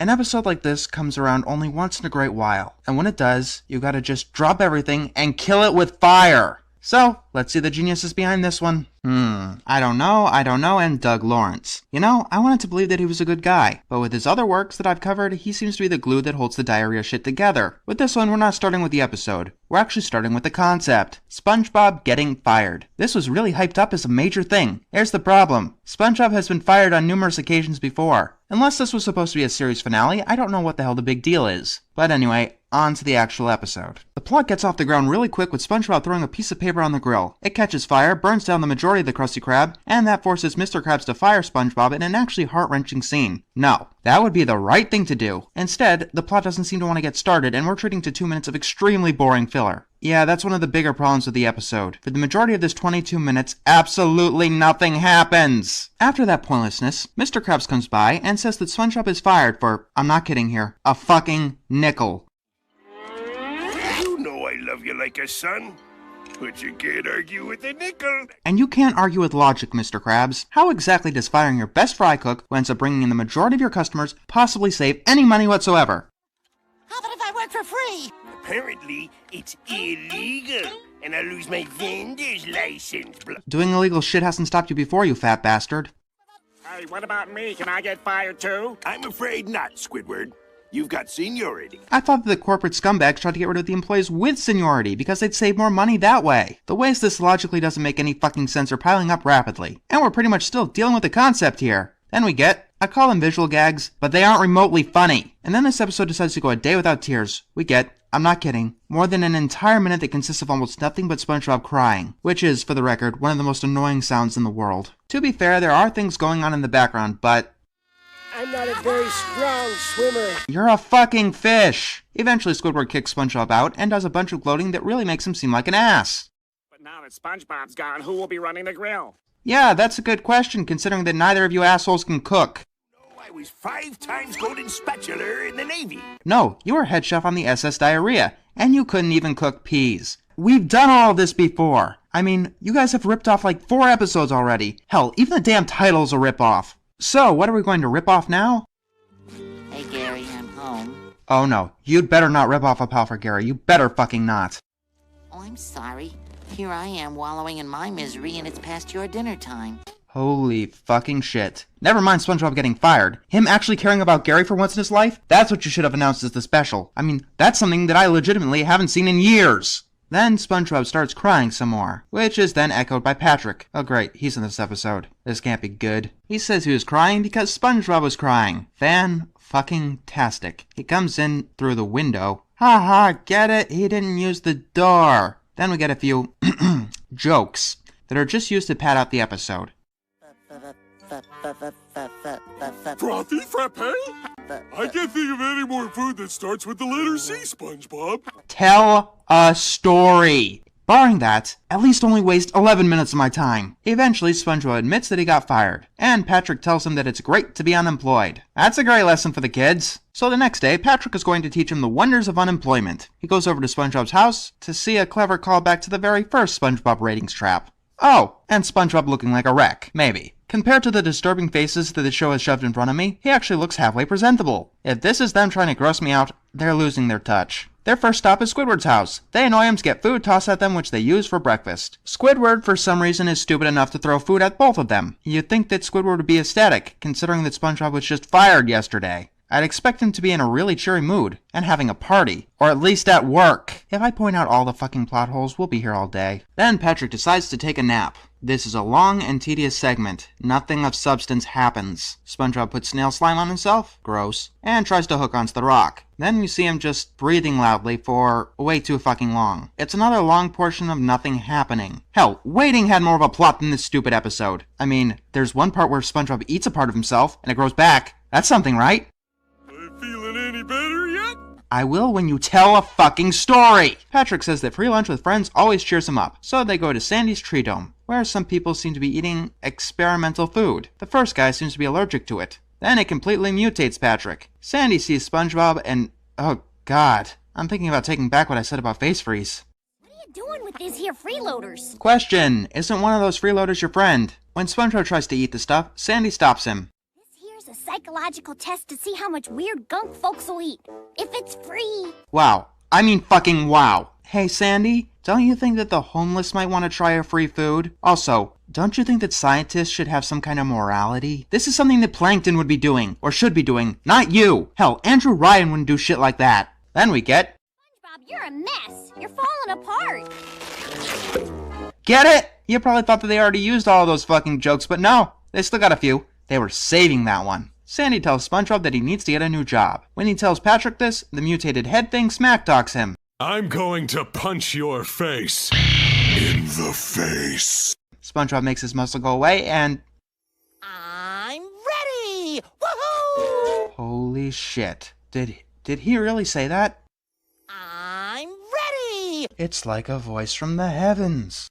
I'm ready for a new job, It almost sounds like Tom Kenny's out of practice saying SpongeBob's supposed catchphrase. Unfortunately, that's the highlight of this episode. Now it goes downhill. Extremely fast. Instead of ripping off one episode, we gotta rip off two now. SpongeBob goes into a hot dog place, and the writers pretty much shrink Krusty dogs. Unfortunately, SpongeBob can't cook anything but Krabby Patties. You know, the entire conflict from the Big Switch. It's gonna help pad out this episode. The hot dog guy is not pleased. And neither is the pizza guy, the taco guy, or the noodle guy. By the way, each of these processes were as long as the first one. SpongeBob goes home and once again remembers to feed Gary. Unfortunately, they're out of snail food. So SpongeBob needs to make some of his own. Let me guess. He accidentally makes a Krabby Patty. Actually, no. He makes a can of snail food. Then why the fuck couldn't he make the other food like he was supposed to? Gary likes it, and despite SpongeBob placing all the contents in Gary's bowl and the can in the trash, Patrick somehow has some, and he likes it too. What's that, Gary? It's the best food you've ever had? So, does SpongeBob start selling snail food and become a corporate mastermind? Nope, he gets kidnapped by the hot dog people. That subplot goes absolutely nowhere. In fact, it's completely forgotten about from this point forward. Apparently, the hot dog guy regretted their decision to fire SpongeBob. Call him back and say that it was a misunderstanding. You don't have to fucking kidnap him! Thing is, my customers love your little sliders. You mean the ones that you threw on the floor? I'm pretty sure this is illegal. Nothing that you aren't used to, SpongeBob. The pizza guy frees SpongeBob and kidnaps him. You know where this is going. The noodle guy and the taco guy also try kidnapping SpongeBob, despite the former throwing SpongeBob's food out at him, and the latter having SpongeBob's food spray his customers in the face. All of a sudden, a burger superhero comes by and saves SpongeBob by destroying the other food. It's not as exciting as it sounds. It's the Killer Patty! So is this a common occurrence then? Bikini Bottom apparently now has a patty superhero. The hot dog gives up and gets hit by a bus. One-course meal flashbacks. The Killer Patty takes SpongeBob back to the Krusty Krab because Mr. Krab sucks as a chef. Apparently it was Squidward in the costume. Who knew that he could brawl like that? Oh wait, he can't. At all. They want SpongeBob back. And SpongeBob, this is where you tell Mr. Krabs to fuck off. You're able to make grade A snail food, which you can continue to make and sell, probably making a great living off of, while the guy who fired you for a fucking nickel goes out of business. But no, the status quo is God. You know what? That is my new least favorite cliche. You're off the hook, mopey dopey love talk. In a blatant recycling of the beginning of the episode, SpongeBob starts cleaning up the restaurant and puts Squidward in a dress. If this episode has anything, fucking anything, it's that that's the extent of misery that Squidward goes through. I mean, they could have easily hit him with that door. First time I watched this, I thought he phased through it. For some reason, the Krusty Krab gets all the customers back that were chased off, including the guys who kidnapped SpongeBob. No, that doesn't make any sense. At all. Unless they're gonna try to kidnap SpongeBob again afterwards. Oh, and Mr. Krabs, because he couldn't afford to lose a fucking nickel, put in a pay toilet, which probably cost hundreds of dollars to install. Before I show you guys this animated atrocities note page, I want to show you the one for one course meal. Remember that the higher the number, the worse the episode is. Now here's the one for One Night in Gottlieb, an episode from the worst cartoon ever made. Now here's the one for SpongeBob You're Fired. If the Splinter was the point where the show officially needed to die, this is the point where Nickelodeon officially needs to die. Let's hope they take Viacom with it when they do. You know, I don't even know what to say about this one. Every so often I come across an episode that just makes me speechless. not angry, not offended, not even ready to laugh at its failures. And if any show could make me feel that way at this point, you know in your heart of hearts that it would be the Fairly OddParents, or Family Guy. We're talking about Fairly OddParents. The year just doesn't feel complete unless I tackle at least one episode from some of my old favorite topics. And I know what you're thinking. What more could you possibly say about the Fairly OddParents at this point? Besides talking about the creator who has done some things, I guess. I think he became a televangelist or something. I don't really follow the news very much. But yeah, I guess you're right there. I have talked about a lot of different episodes of the Fairly OddParents. I've talked about their endless amount of new characters that made the show worse and worse. I've talked about its seasonal rot, how the humor has curdled like milk. But I've never actually talked about the worst episode of the Fairly OddParents. Lights Out is the worst episode of the Fairly OddParents. I'm not beating around the bush. It's worse than It's a Wishful Life. It's worse than Odd Dog. It's worse than Certified Super Shitter, or whatever that episode's name was. Honestly, it's an episode that I don't even feel particularly comfortable talking about. It's that bad. And you might be wondering, if it's so bad, what the hell did they do in it? Did they teach some heinous moral like It's a Wishful Life? No. Did they fill it with gross out like Timmy's Secret Wish? No, not that either. Did it annoy the piss out of me? Not really, no. So what the hell did it do then? The episode Lights Out did absolutely nothing. I don't even know why I'm hiding it. So this is the episode. Like, the entire thing. The only thing on screen at any given time is the character's eyes, with little exception. And those exceptions tend to be making Cosmo and Wanda look as disturbing as possible. Yeah, let's just let it sink in. Do I even need to continue this review? I mean, I don't need to explain why this is bad, right? Anyone with a brain can see the problem. Am I being wrong on that? No, John, no. This episode was made by a creative team. There were voice actors and there were, let's call them artists. There were writers, editors, and this whole episode needed a pitch to be brought to network executives, who knew that if this episode turned out badly, it would reflect poorly on them. These people had all been working for years and years in the industry, and probably even had a college education for their respective fields. I mean, it's certainly possible that every single person involved in this was stupid, because the only other explanation is that none of them cared. You know what? I lied. This episode does make me angry, and this does offend me on a very fundamental level. This episode deserves to be played for every animation class ever, because this is the most brazen admission by a creative that I've ever seen that they do not care about their work. Either that or Mr. Krabs got a hold of the budget and didn't let anyone else get a hold of it. Seriously. Who the fuck signed off on this? Can I call it an animated atrocity when this thing is not animated? So, let's explain. Very slowly and very tediously. So, even the densest among us here can understand why you cannot just sign your name on a blank test and hope to get a passing grade. I don't even know whether or not I should comment on the, let's be ungodly generous and call it the visuals. I mean, it's incredibly obvious, right? It feels like I'm talking about a goddamn unicorn because it doesn't exist. Or at best, talking about quantum particles because it only exists in theory. I'm sorry, I know that I'm harping on about this, but this is just inexcusable. Fairly OddParents at the time was the second most profitable and popular show on Nickelodeon. And while they didn't even give their most popular shows any kind of special budget, you never see SpongeBob doing any of this shit, not even in its worst seasons. No, you know what? I'm sorry. You don't see indie animation doing this shit with no budget. You know, people who make cartoons and animation that don't have any kind of money. Elephant's Dream, for instance, that was made entirely on open source software. Money isn't an excuse. Can you imagine anyone struggling to try and get to the industry, working every single day to hone their craft, trying to create some kind of visual masterpiece, but they're never able to quite do it? They've never been given that job or get their foot in the door. And then they see this, airing on a primetime channel, one of the most popular shows on that primetime channel. And Terry bought the one and only excuse that might come up for this. The episode is not entirely in the dark. Oh good, this episode has 3 minutes of actual animation instead of the 11 that it should. Seriously, if you pay someone to paint your house and they only painted like the back of it, would you be paying them full price? Would you even care that they made it that far? At that point, don't even bother. Nice way to show off that Season 8 animation bump, by the way. Look, it annoys me greatly when the hardest working artist on the episode is the paint bucket tool. But the plot, though, this is important for the plot. What about the plot? Because Timmy didn't sleep, he wishes it to be dark for 12 hours straight. You know, there are ways to show a scene in the dark, even in total darkness, without just putting a black piece of cardboard over the camera lens. Normally what people do is give the scene much darker shading, and he uses a lot of dark blues. This isn't your average everyday darkness. This is advanced darkness.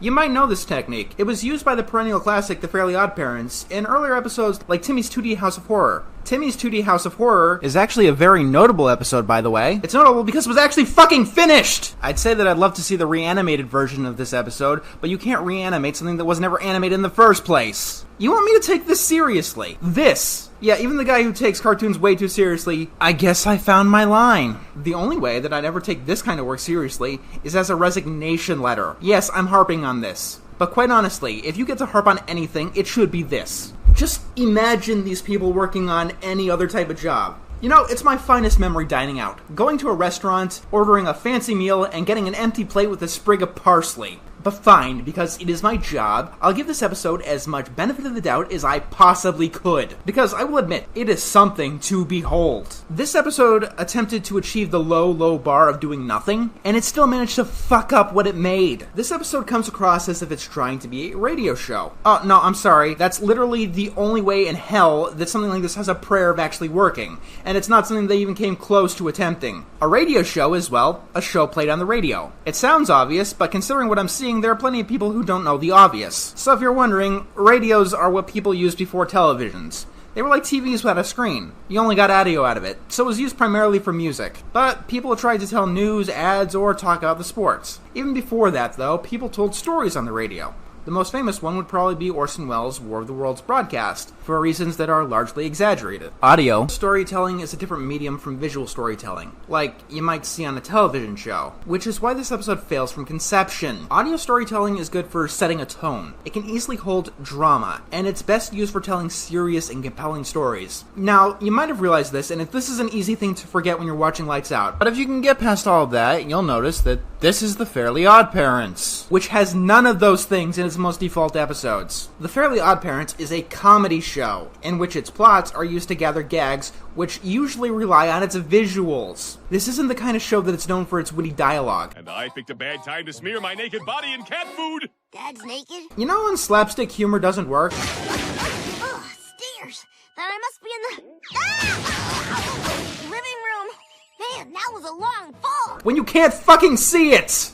Gee, sorry, son. I just waxed the stairs and added more of them. This reminds me of when my parents said I couldn't play video games and that I had to use my imagination instead. Oh yeah, you can't watch a cartoon. You have to use your imagination instead. You know, it's at times like this where I would explain exactly what's wrong with this, but I'd end up saying something like, visual type humor needs visuals. It's like, no shit, Sherlock. Who the fuck doesn't understand something so bare basics? You don't need any education to know this most simplest of facts. It's not even fundamental. It's what you need to know before you can even begin the fundamentals. A kindergartner could probably explain this basic fact to you. Then you watch Lights Out from Fairly Odd Parents. Seriously, am I just so detached from the world that this just seems obvious to me and no one else? What happened to the light? Is it a power outage or an eclipse?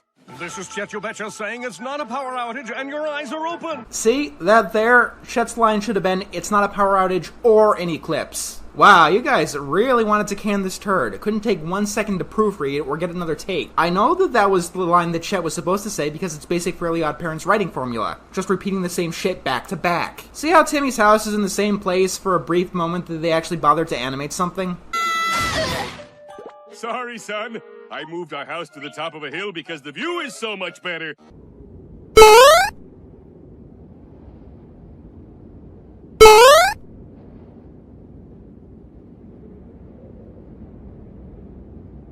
So, you finally come. Yes, I am here to seek your wisdom. I've come across a problem that I just can't understand no matter how much I think about it.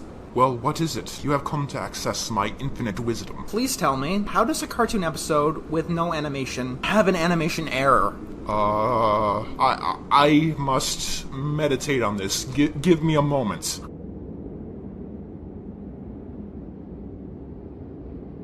I've got it! Everyone involved had absolutely no clue what they were doing! Oh, and he's gone. So, towards the end of the episode, random things start happening in a quick and cartoonish pace that have no semblance of any actual reality within the Fairly Odd Parents or not. Hey, you know what would improve that episode of Ed, Edd, and Eddy? You know, 1 + 1 = Ed? If the only thing in that episode that was animated was everyone's eyes! This is fun!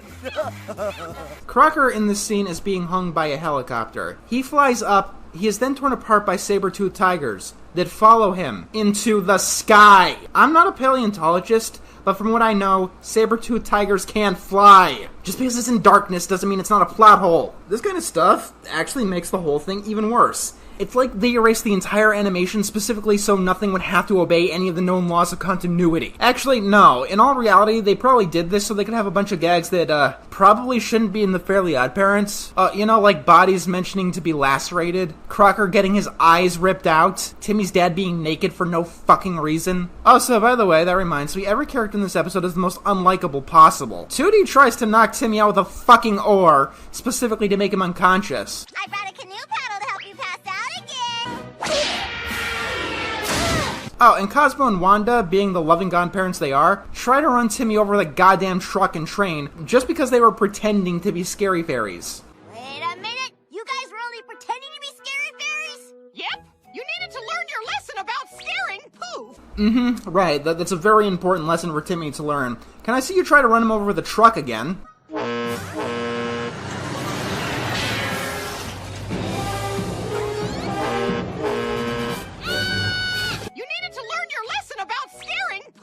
Right, now hit him with a train. Oh no! Train!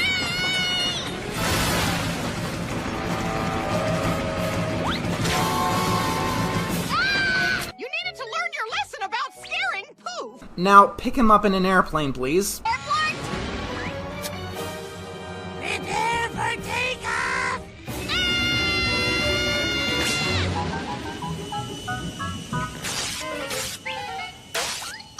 Right, Timmy absolutely needs to learn to not scare people. This is an entirely proportional punishment to making a baby cry from a scary story. I'm gonna say it. I've never watched another cartoon episode, hell, experienced other single piece of media that stated, I don't give a shit as much as this episode. This is the literal bottom of the barrel in that regard, and it is literally one of the worst things that I have ever watched. Nothing about this works. That's because it is nothing! I'd say that this episode is laziness, but it's more like advanced laziness. I'd want an answer as to why anything about this is anything, but pardon the pun, I'd rather be left in the dark, because getting an answer could only serve to piss me off more. There's only two options here. This is either a brazen showcase of I don't give a fuck, or a clusterfuck of massive incompetence. Look, maybe it's hard to understand my, how do you say, unmitigated rage about this. When it comes to the worst pieces of media ever, they're usually unbelievably disgusting, tastelessly offensive, or unbearably annoying. But all of that stuff, believe it or not, takes effort. It takes some kind of skill to pull off. It's kind of why Pet Sitter Pat is a worse episode to me than One Course Meal, as of this time at least. One Course Meal is incredibly offensive with how tactlessly it deals with the concept of suicide, but to give it its credit, it at least tried to tell a story unlike any other SpongeBob episode. Meanwhile, Pet Sitter Pat just jacks the same plot as a pal for Gary, and brings nothing new to the table besides replacing Puffy Fluffy with Patrick.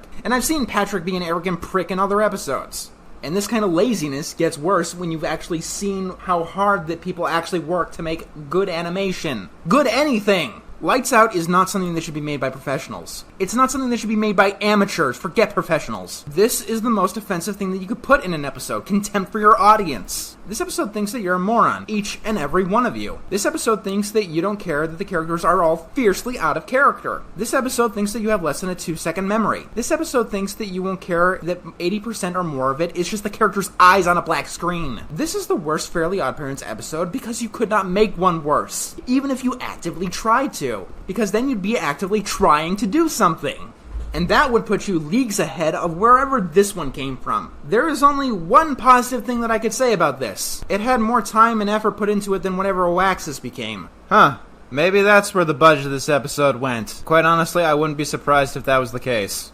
Today we're reviewing everyone's favorite not favorite show, Teamo Supremo. Does anyone even remember this? It was a Disney cartoon about a trio of crime-fighting little kids. Kinda like the Powerpuff Girls. It aired in the early 2000s. Kind of like the Powerpuff Girls. I'm not gonna say that this is a ripoff of the Powerpuff Girls like some might, because at the time, there were a lot of shows like this. A small group of kids trying to fight the forces of crime or evil using special powers or martial arts or gadgets. It was kinda the thing back then. That being said, Teamo Supremo didn't do much to stand out. And the things that did stand out were, unfortunately, the show's shortcomings. Just look at that animation. While it's not as bad as some shows, this animation just seems like it's the bare basics. Look at those backgrounds, or rather, lack of backgrounds. The show is about Captain Crandall, Skate Lad, and Rope Girl, fighting crime. Okay, those are some of the stupidest names I've ever heard for superheroes. Rope Girl, what do? You use a rope. Skate Lad, let me guess, what do you do? Oh, you skate. Does Superman super? No. Does Wonder Woman wonder? No. Does Batman bat? Well, shit, I guess he does. As for Captain Crandall, here's the thing about him. Each of them sort of try to keep their normal, everyday kid identities a secret.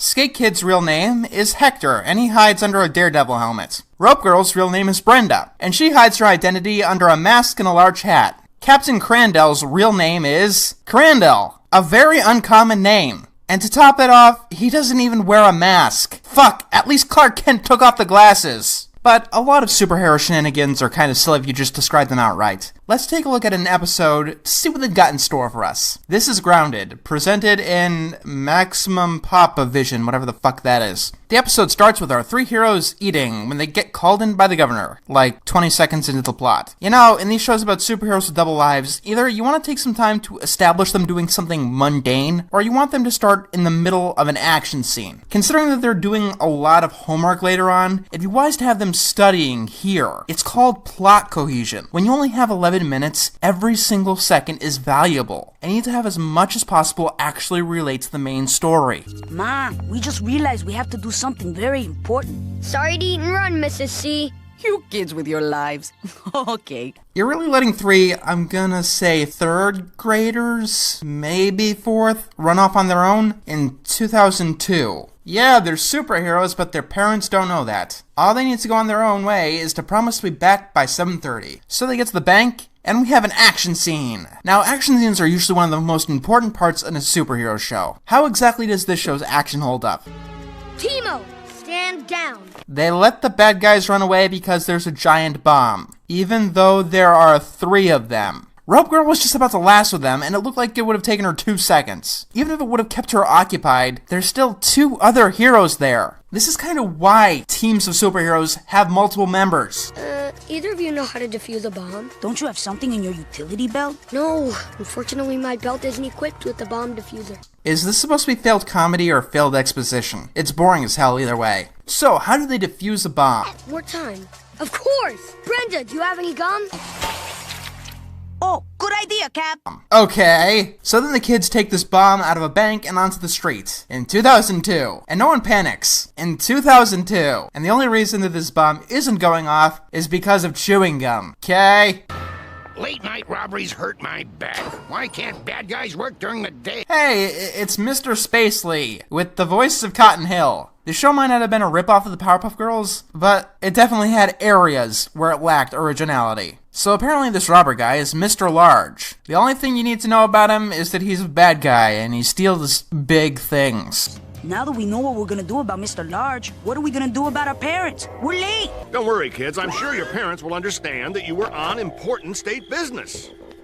Or you can go up and tell them they're right there. Or maybe they already guessed that you were superheroes because you just stepped out of the governor's car. Or maybe they already know because the leader of Team Supremo is Captain Crandall, and he doesn't wear a mask of any kind. And he's one of their kids. Because they were out past curfew, they all get grounded, and due to parental rules, they can't fight crime. Like the Powerpuff Girls. Remember that episode, Daylight Savings? Yeah, this episode feels a lot like that one. But if you're gonna rip off the Powerpuff Girls, why rip off one of the worst episodes? I would review it, but its problems are so blatant and obvious that it wouldn't even sustain a 5-minute review. Miss Kane and Professor Utonium are willing to let the town get destroyed and people die so the girls don't fall asleep in class. They set up a curfew and monsters rampage every night after the curfew, except one night where it just so happens to be Daylight Savings. So the girls get to go out for an hour and beat up the monsters. Then after the episode ends, the monsters can come out when that hour is up, and then they can continue to destroy the town after bedtime every single night afterwards. Yeah, it was a pretty stupid episode. Is there any reason in the show that the Team Supremo's parents don't know their true identity? Considering that they're well known enough to appear on the news, and their leader looks suspiciously like one of their own kids. These people do know that superheroes don't necessarily need secret identities, right? So we get a montage of crime while these elementary students are learning geology, photography, and the internet. Not the study of the internet, just internet. Fuck, I was in school in 2002. Where the hell were those classes? Also, you notice they end up reusing a lot of these clips in this 11-minute episode. This show seems very lazily put together. Then again, it could be worse. Mom. We gotta stop him. You're still grounded, mister. I wonder why that Timo Supremo isn't doing anything about this. You two should get to know each other. You've got a lot to talk about. You're on the same level of stupid. But we can't disobey our parents. Hector's right. I know it's hard, but you're handling it the right way. Yes, letting things get stolen because you were grounded, because you were doing good things, and stopping things from getting stolen. You're doing the right thing. Look, I get it. Listen to your parents is a fine moral. But when you're teaching that moral, you have to make the parents not seem like utter morons. And you have to make it so that what they think is the best course of action is really the best course of action. So if going out while you're grounded is immoral, what is the right option when kids want to fight crime? If only there was some way to bring the bad guys to us. Brenda, that's it. Telling a crime syndicate exactly where you live and attracting them to your establishment where you live. Okay, you do know that the purpose of even having a secret identity is usually to keep the superhero's friends, home, and relatives safe from anyone who would want to hurt them, right? Do these three really need to have a double life? Also, a textbook on how to use the internet teaches you how to use Photoshop, apparently. Like idiots, Mr. Large and his crew enter Timo Supremo's house in the dead of the night. Wait, no, each member of Timo Supremo lives in their own house. If it's late enough to pull off a robbery, everyone else should be pulled home and forced to go to bed. These are the simplest rules of what you've established, and you still can't follow them. The actual action's pretty mediocre, too. Everyone gets beat up in one hit. Maybe so, but let's see how you solve a problem this big. Ah! A bomb with a digital clock! And it goes from 8 minutes to 5 minutes in 3 seconds. What's the point of these bombs in the story? They try to explain that it's to attract other criminals, but Mr. Large has the exact same team he had to rob the bank. Mr. Large, if you're gonna think big, you better not overlook the little things. Or you'll get an episode like this one, which ends with Timo Supremo still grounded, despite saving the day twice. Good luck with tomorrow's big evil whatever. Oh, and Brenda's head looks like a tomato. Just a fair warning, guys. This isn't just the worst SpongeBob episode that I've ever seen. This is in the top 5 of the worst episodes of any cartoon ever. Yes, I do think that it is that bad. If you continually write bad episodes, that means you're a bad writer, right? However, if you write something like this, that means that you're a bad person. Speaking of that, let's say you wrote this. Mr. Lawrence? What's the matter, Doug? Too ashamed to put your full name on this piece of shit? Actually, to be fair, Doug Lawrence has always credited himself as Mr. Lawrence. He's also the voice of Plankton himself. Make of that what you will. By the way, that title card is just creepy. The music, just like in the Splinter, doesn't fit for the hell that awaits us.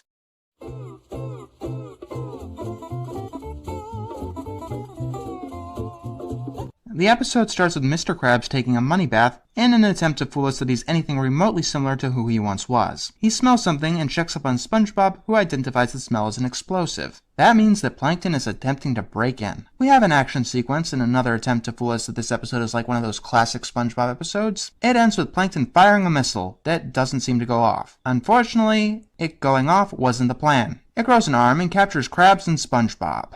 Plankton tries to get the secret formula out of Krabs. When that doesn't work, he gets it out of SpongeBob. I don't know how to get into the safe behind the painting in Mr. Krabs' office that houses the secret formula. He won't let me near it. One part of me thinks that that's wildly out of character for SpongeBob, but the rest of me knows that there's no character to be found anymore. When all looks to be lost, Pearl comes in, and for some reason Plankton is terrified of her. Hey guys, you do know that Plankton has had extended interactions with Pearl before, right? Apparently, Plankton is scared of Pearl because he has seen documentaries where whales eat tiny organisms. You know, in a civilization like this, you'd think it'd be a crime for one citizen to fucking eat another! Also, do you wastes of functioning organisms know that whales eat krill, not plankton? Who knew Plankton was so afraid of whales? Oh, and you better watch out. I think she's extra hungry today. Apparently you did, dumbass. I prefer salad over plankton anyway. Pearl demands some mall money before she releases SpongeBob and Mr. Krabs from their trap. Then he suggests that Pearl go buy the chum bucket and give Plankton a scare. She'll do it if he doubles her mall money. So Krabs demands that SpongeBob chip in. Unfortunately, he doesn't have any money because Krabs pays him in play money. Krabs, you do know that that's illegal, right? Because Krabs can't get Pearl to scare Plankton, he asks to borrow one of her dresses. It's not funny, it's not funny, it's not funny, it's not funny, it's not funny! Not funny! Meanwhile, Plankton is running home to the chum bucket. Karen is the douche that she always is, and Plankton reveals what happened to his ancestors. They got eaten. Except that they didn't because Whalesy Krill, you... When you need a break from your delusional paranoia, the trash needs some attention. You know what? I'll take care of the garbage. God, I always hated Karen. Plankton takes care of the trash and gets scared by Pearl. He barricades himself inside, only to find Pearl inside as well. Plankton runs to Karen, complaining that there's a whale in the laboratory. Of course, when Karen comes in, Pearl has disappeared. Excuse me, I have to get back to more pertinent binary functions. One more quip out of you and I'm installing Vista on your hard drive. I'm not listening! That's it. Come here. Come here. Come here. I got the disc right here. Come here. Come here. Good, that's taken care of. After 16 paranoia-filled days later. As in yes, Krabs has been doing this for over 2 weeks. Plankton has become that. Yeah, it's no surprise that that's Krabs disguised as his daughter. So when Plankton is crying, Krabs is laughing. I hope that you're thoroughly disgusted with him, because it gets worse. By the way, Zeus, since I hate you the most, I'm going to assume that Krabs in this episode is what you're like in real life. Some part of you obviously thinks that these actions are okay, so I have no choice but to assume that you'd be willing to do shit like this in real life, and find it funny! Plankton, sleeping on a steel bed for some reason, is having a nightmare, and because it's disturbing enough, we get treated to it. He gets chased down a steel corridor by a monstrous version of Pearl, gets swallowed, Hey! Get me out of here! No! and meets his deceased relatives. It's not funny, it's not funny, it's not funny, it's not funny, it's not funny! It's not funny! It's not funny because he gets halfway dissolved by stomach acid. Aren't his screams of agony just hilarious? I can't take it. Wait for it. It's revealed that Krabs was the one tormenting Plankton this whole time. What a twist! You guys are worse at writing twists than the modern-day Shyamalan. The next day, SpongeBob is mopping up the Krusty Krabs when he hears Plankton crying. What's the point of going on? I'll just be tortured for the rest of my life by that whale. That's it, I'm done. Wait for it. Go away, cheesehead! Can't you see I'm trying to get run over? Can we hear that again? Go away, cheesehead! Can't you see I'm trying to get run over? One more time, please. Go away, cheesehead! Can't you see I'm trying to get run over? No, I think you guys get it. Just so we're clear on what's going on, Plankton, a character from a children's cartoon, has been psychologically tormented so much that he's attempting to commit suicide by getting run over. A couple of days ago, I reviewed The Mask, a Courage the Cowardly Dog episode, about some pretty hardcore themes, to make it clear that it's not the fact that they are portraying a suicide attempt, it's how they are portraying it. Speaking of which, let's see how they portray it. In fact, better yet, just step on me as hard as you can. Would you do that for me? I'm sorry, Plankton, but that flies in the face of my good nature. Good nature. SpongeBob, can we talk? Just for a minute. Does ripping off someone's toenail fly in the face of your good nature? Does letting your pet be tormented by a monster fly in the face of your good nature? Does getting Squidward kicked out of the Cephalopod Lodge and upstaging him at the choir for absolutely no reason at all fly in the face of your good nature? How about invading his house and stealing his television show? SpongeBob, you have no good nature. Satan asks you for pointers. Gone is one of my favorite episodes because you are the living embodiment of evil. Just so we're clear, SpongeBob, the only good thing about the Splinter was that all of it was happening to you. Speaking of having no good nature, SpongeBob refuses to kill Plankton, but doesn't try to talk him out of committing suicide. And yes, I'm saying kill and suicide because that's just what's going on here. When Plankton sends him away, SpongeBob just walks away to talk to Mr. Krabs. Goodbye, Pipsqueak. Wait for it. I just thought it would be pertinent for you to know that Plankton's laying in the street. Forlorn. Really? He's a mess. Krabs, you do know that driving someone to suicide is murder, right? Even if you have no conscience, which you don't, you sanguine bastard, you will go to jail if he does the deed. What am I saying? In this culture, it's okay for one citizen to fucking eat another! Then again, Pearl will probably go to jail. And you'll probably be okay with that, won't you? Putting on a dress to frighten him? Isn't that taking it a little too far? What I'm doing is wrong. I know it's wrong, but I'm doing it anyway. Wow, we can throw pretension onto the pile too. This episode has just everything, doesn't it? I remind you of the fact that you disclosed the location of me safe. Need I remind you that you are in the process of committing murder? SpongeBob decides that he can fix this. Kid, this is impossible to fix. Don't even try it. We cut back to Plankton, who is still trying to commit suicide.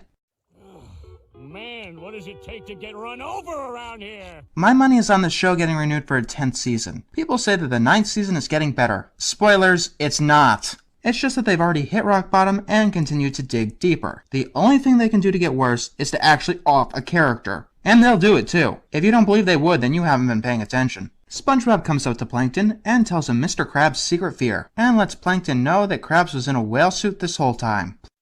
Why, that conniving bottom feeder! Honestly, you're too kind. Plankton gets an evil grin because the writers still think that he's the bad guy. Writers, here's a crash course on morality, something you are clearly blind to, and that concerns me dearly. The guy who pays his employees in phony money, enslaves wild animals, spreads vicious rumors, counterfeits, forces employees to work 24/7, and knowingly attempts to drive someone to suicide is usually considered the bad guy. Meanwhile, we got the other guy who does, attempted thievery. I don't know, if I had to pick one or the other, I think I'd go with the thief in a heartbeat. This is too much fun.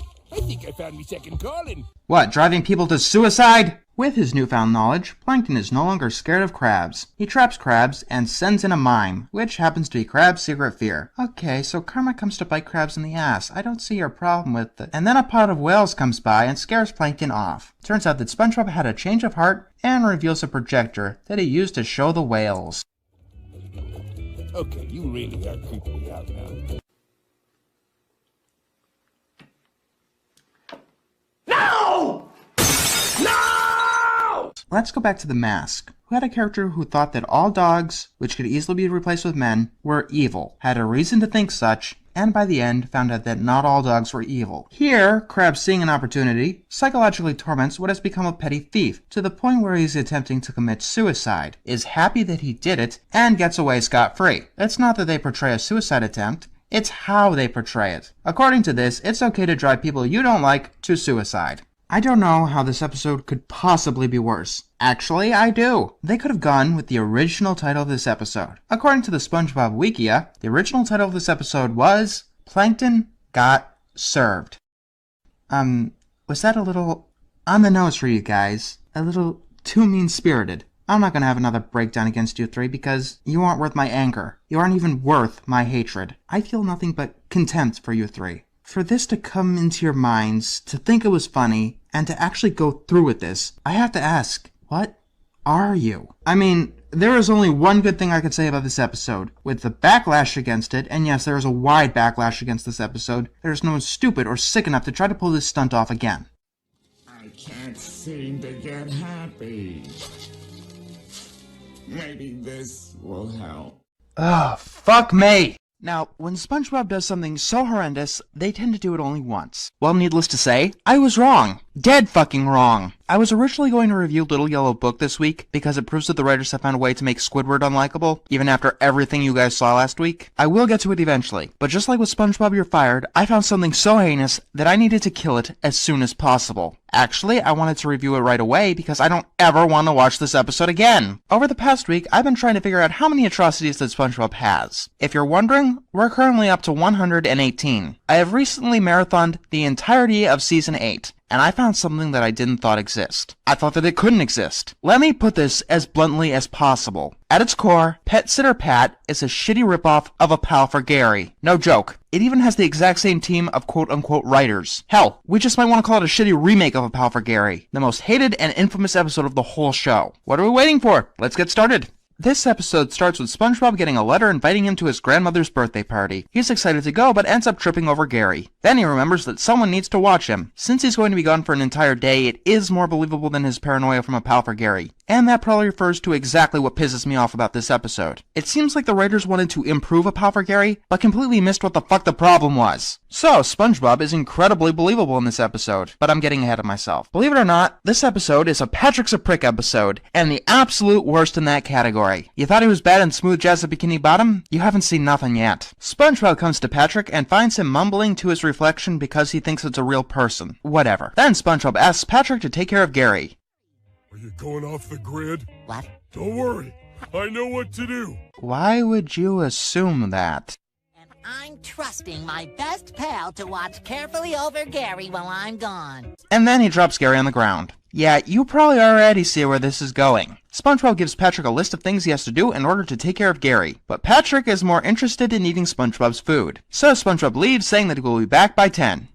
SpongeBob, don't you trust me? I am the most responsible guy you know. Bite me! SpongeBob leaves, and Patrick tries to read the list. Unfortunately, he holds it upside down, thinks that SpongeBob has terrible handwriting, and throws it away. He then offers to take Gary for a walk, but indigestion catches up with him and he rushes to the bathroom. And then he ends up staying there until late at night. When he gets out, Gary is obviously weak and hungry. Patrick tears open the food bag and eats the entire thing right in front of Gary. Did I tell you how much I despise these writers' guts? Then Patrick goes looking for more food while he cuts a SpongeBob at his grandmother's. It seems that she made him a special gelatin snail, prompting him to be worried about Gary. He uses the phone, and Patrick says that Gary is absolutely fine. Guys, just because I can believe SpongeBob's ignorance and his concern does not mean this episode is better. It's actually worse, because you've used this as an excuse to make Gary's treatment more cruel. You don't fucking believe me? When SpongeBob tells Patrick to give Gary a bath, things get really fucking bad. Patrick holds Gary underneath the smelly pits, claiming that Gary smells bad. And then he turns on the sink. Then he fills the sink with snail food.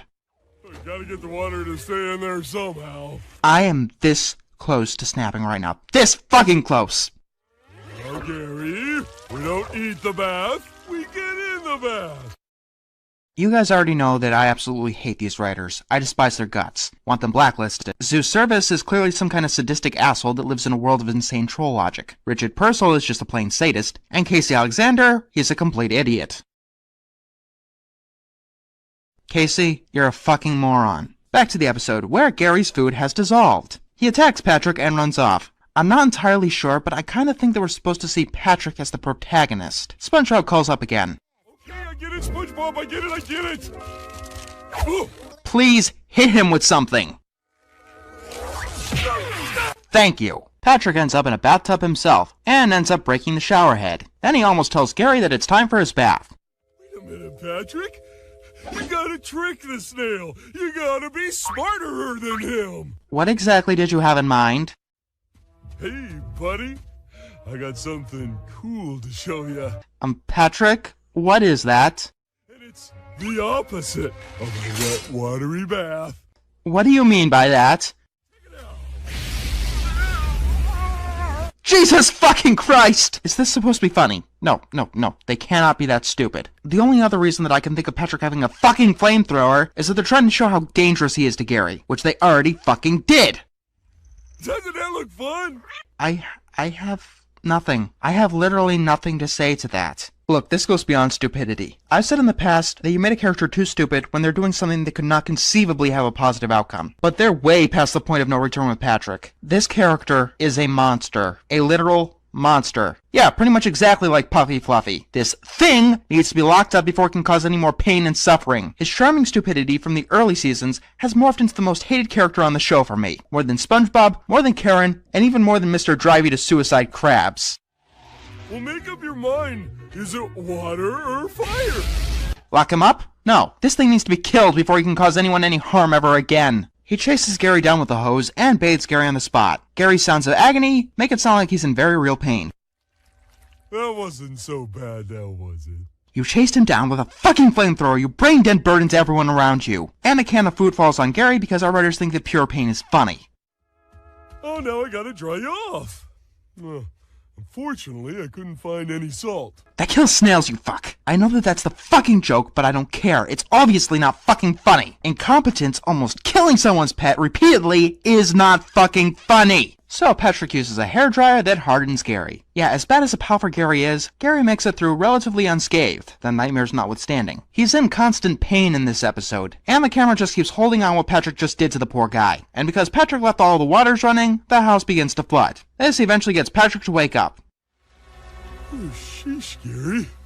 Well, if you wanted another bath, why didn't you just ask? You know, I don't normally do this, but that line was so infuriating that we need to take a break. I've already shown you Casey Alexander's Twitter feed, but let's go back to that and have ourselves a little laugh. It was filled with so many little nuggets of information, like this one, or this one referring to one-course meal, or this one. So Casey Alexander is currently a storyboard supervisor on Uncle Grandpa. Note to self, do an animated atrocity review on Uncle Grandpa in the very near future. As for now, Casey, this is to you. Arrogance and stupidity are the worst traits to have together. John Enter, come at me, bro. Now back to this atrocity that you had roughly 1/3 part in, and don't understand why it was wrong. We cut to SpongeBob giving his grandmother a cake with a ton of candles. This makes SpongeBob imagine that his own house is on fire, and he uses the phone again. Patrick answers it, and when they go under a water stream, SpongeBob finally figures out that something is wrong. He hurriedly ends his grandmother's party and rushes home. He opens the door to find his house destroyed, and then he finds Gary, okay, and reading a bedtime story to Patrick. Yeah, there's no explanation to why Gary would want anything to do with Patrick after he chased him down with a fucking flamethrower! Normally, pets wouldn't want anything to do with you if you forgot to feed them, which Patrick also did, but Patrick went above and beyond. Yeah, you know my saying, what I'm doing is wrong.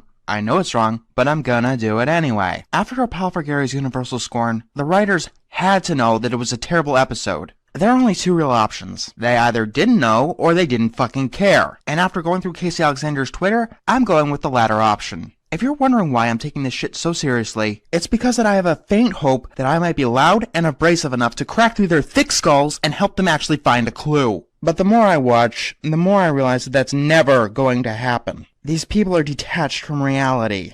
This episode shows that they have no comprehension of writing. This tells me that they thought the only problem with the pal for Gary was SpongeBob's obliviousness. You know, not the sadistic cruelty that lasted throughout the entire episode, not the broken plot that took out of nowhere twists, not how horribly unfunny it was. I love it how Casey Alexander talks like he's a big shot with mountains of skill and experience, when all he's ever done is SpongeBob from season 4 onwards, and Uncle Grandpa. Casey, you're not an artist. I know we live in the self-esteem generation, but you're not an artist. You don't make art. You make crap. You have always made crap. The few miracles that just so happen to have your name in the credits don't change that. You have no talent. Stop acting like you do, and maybe I'll have the slightest inkling of respect for you.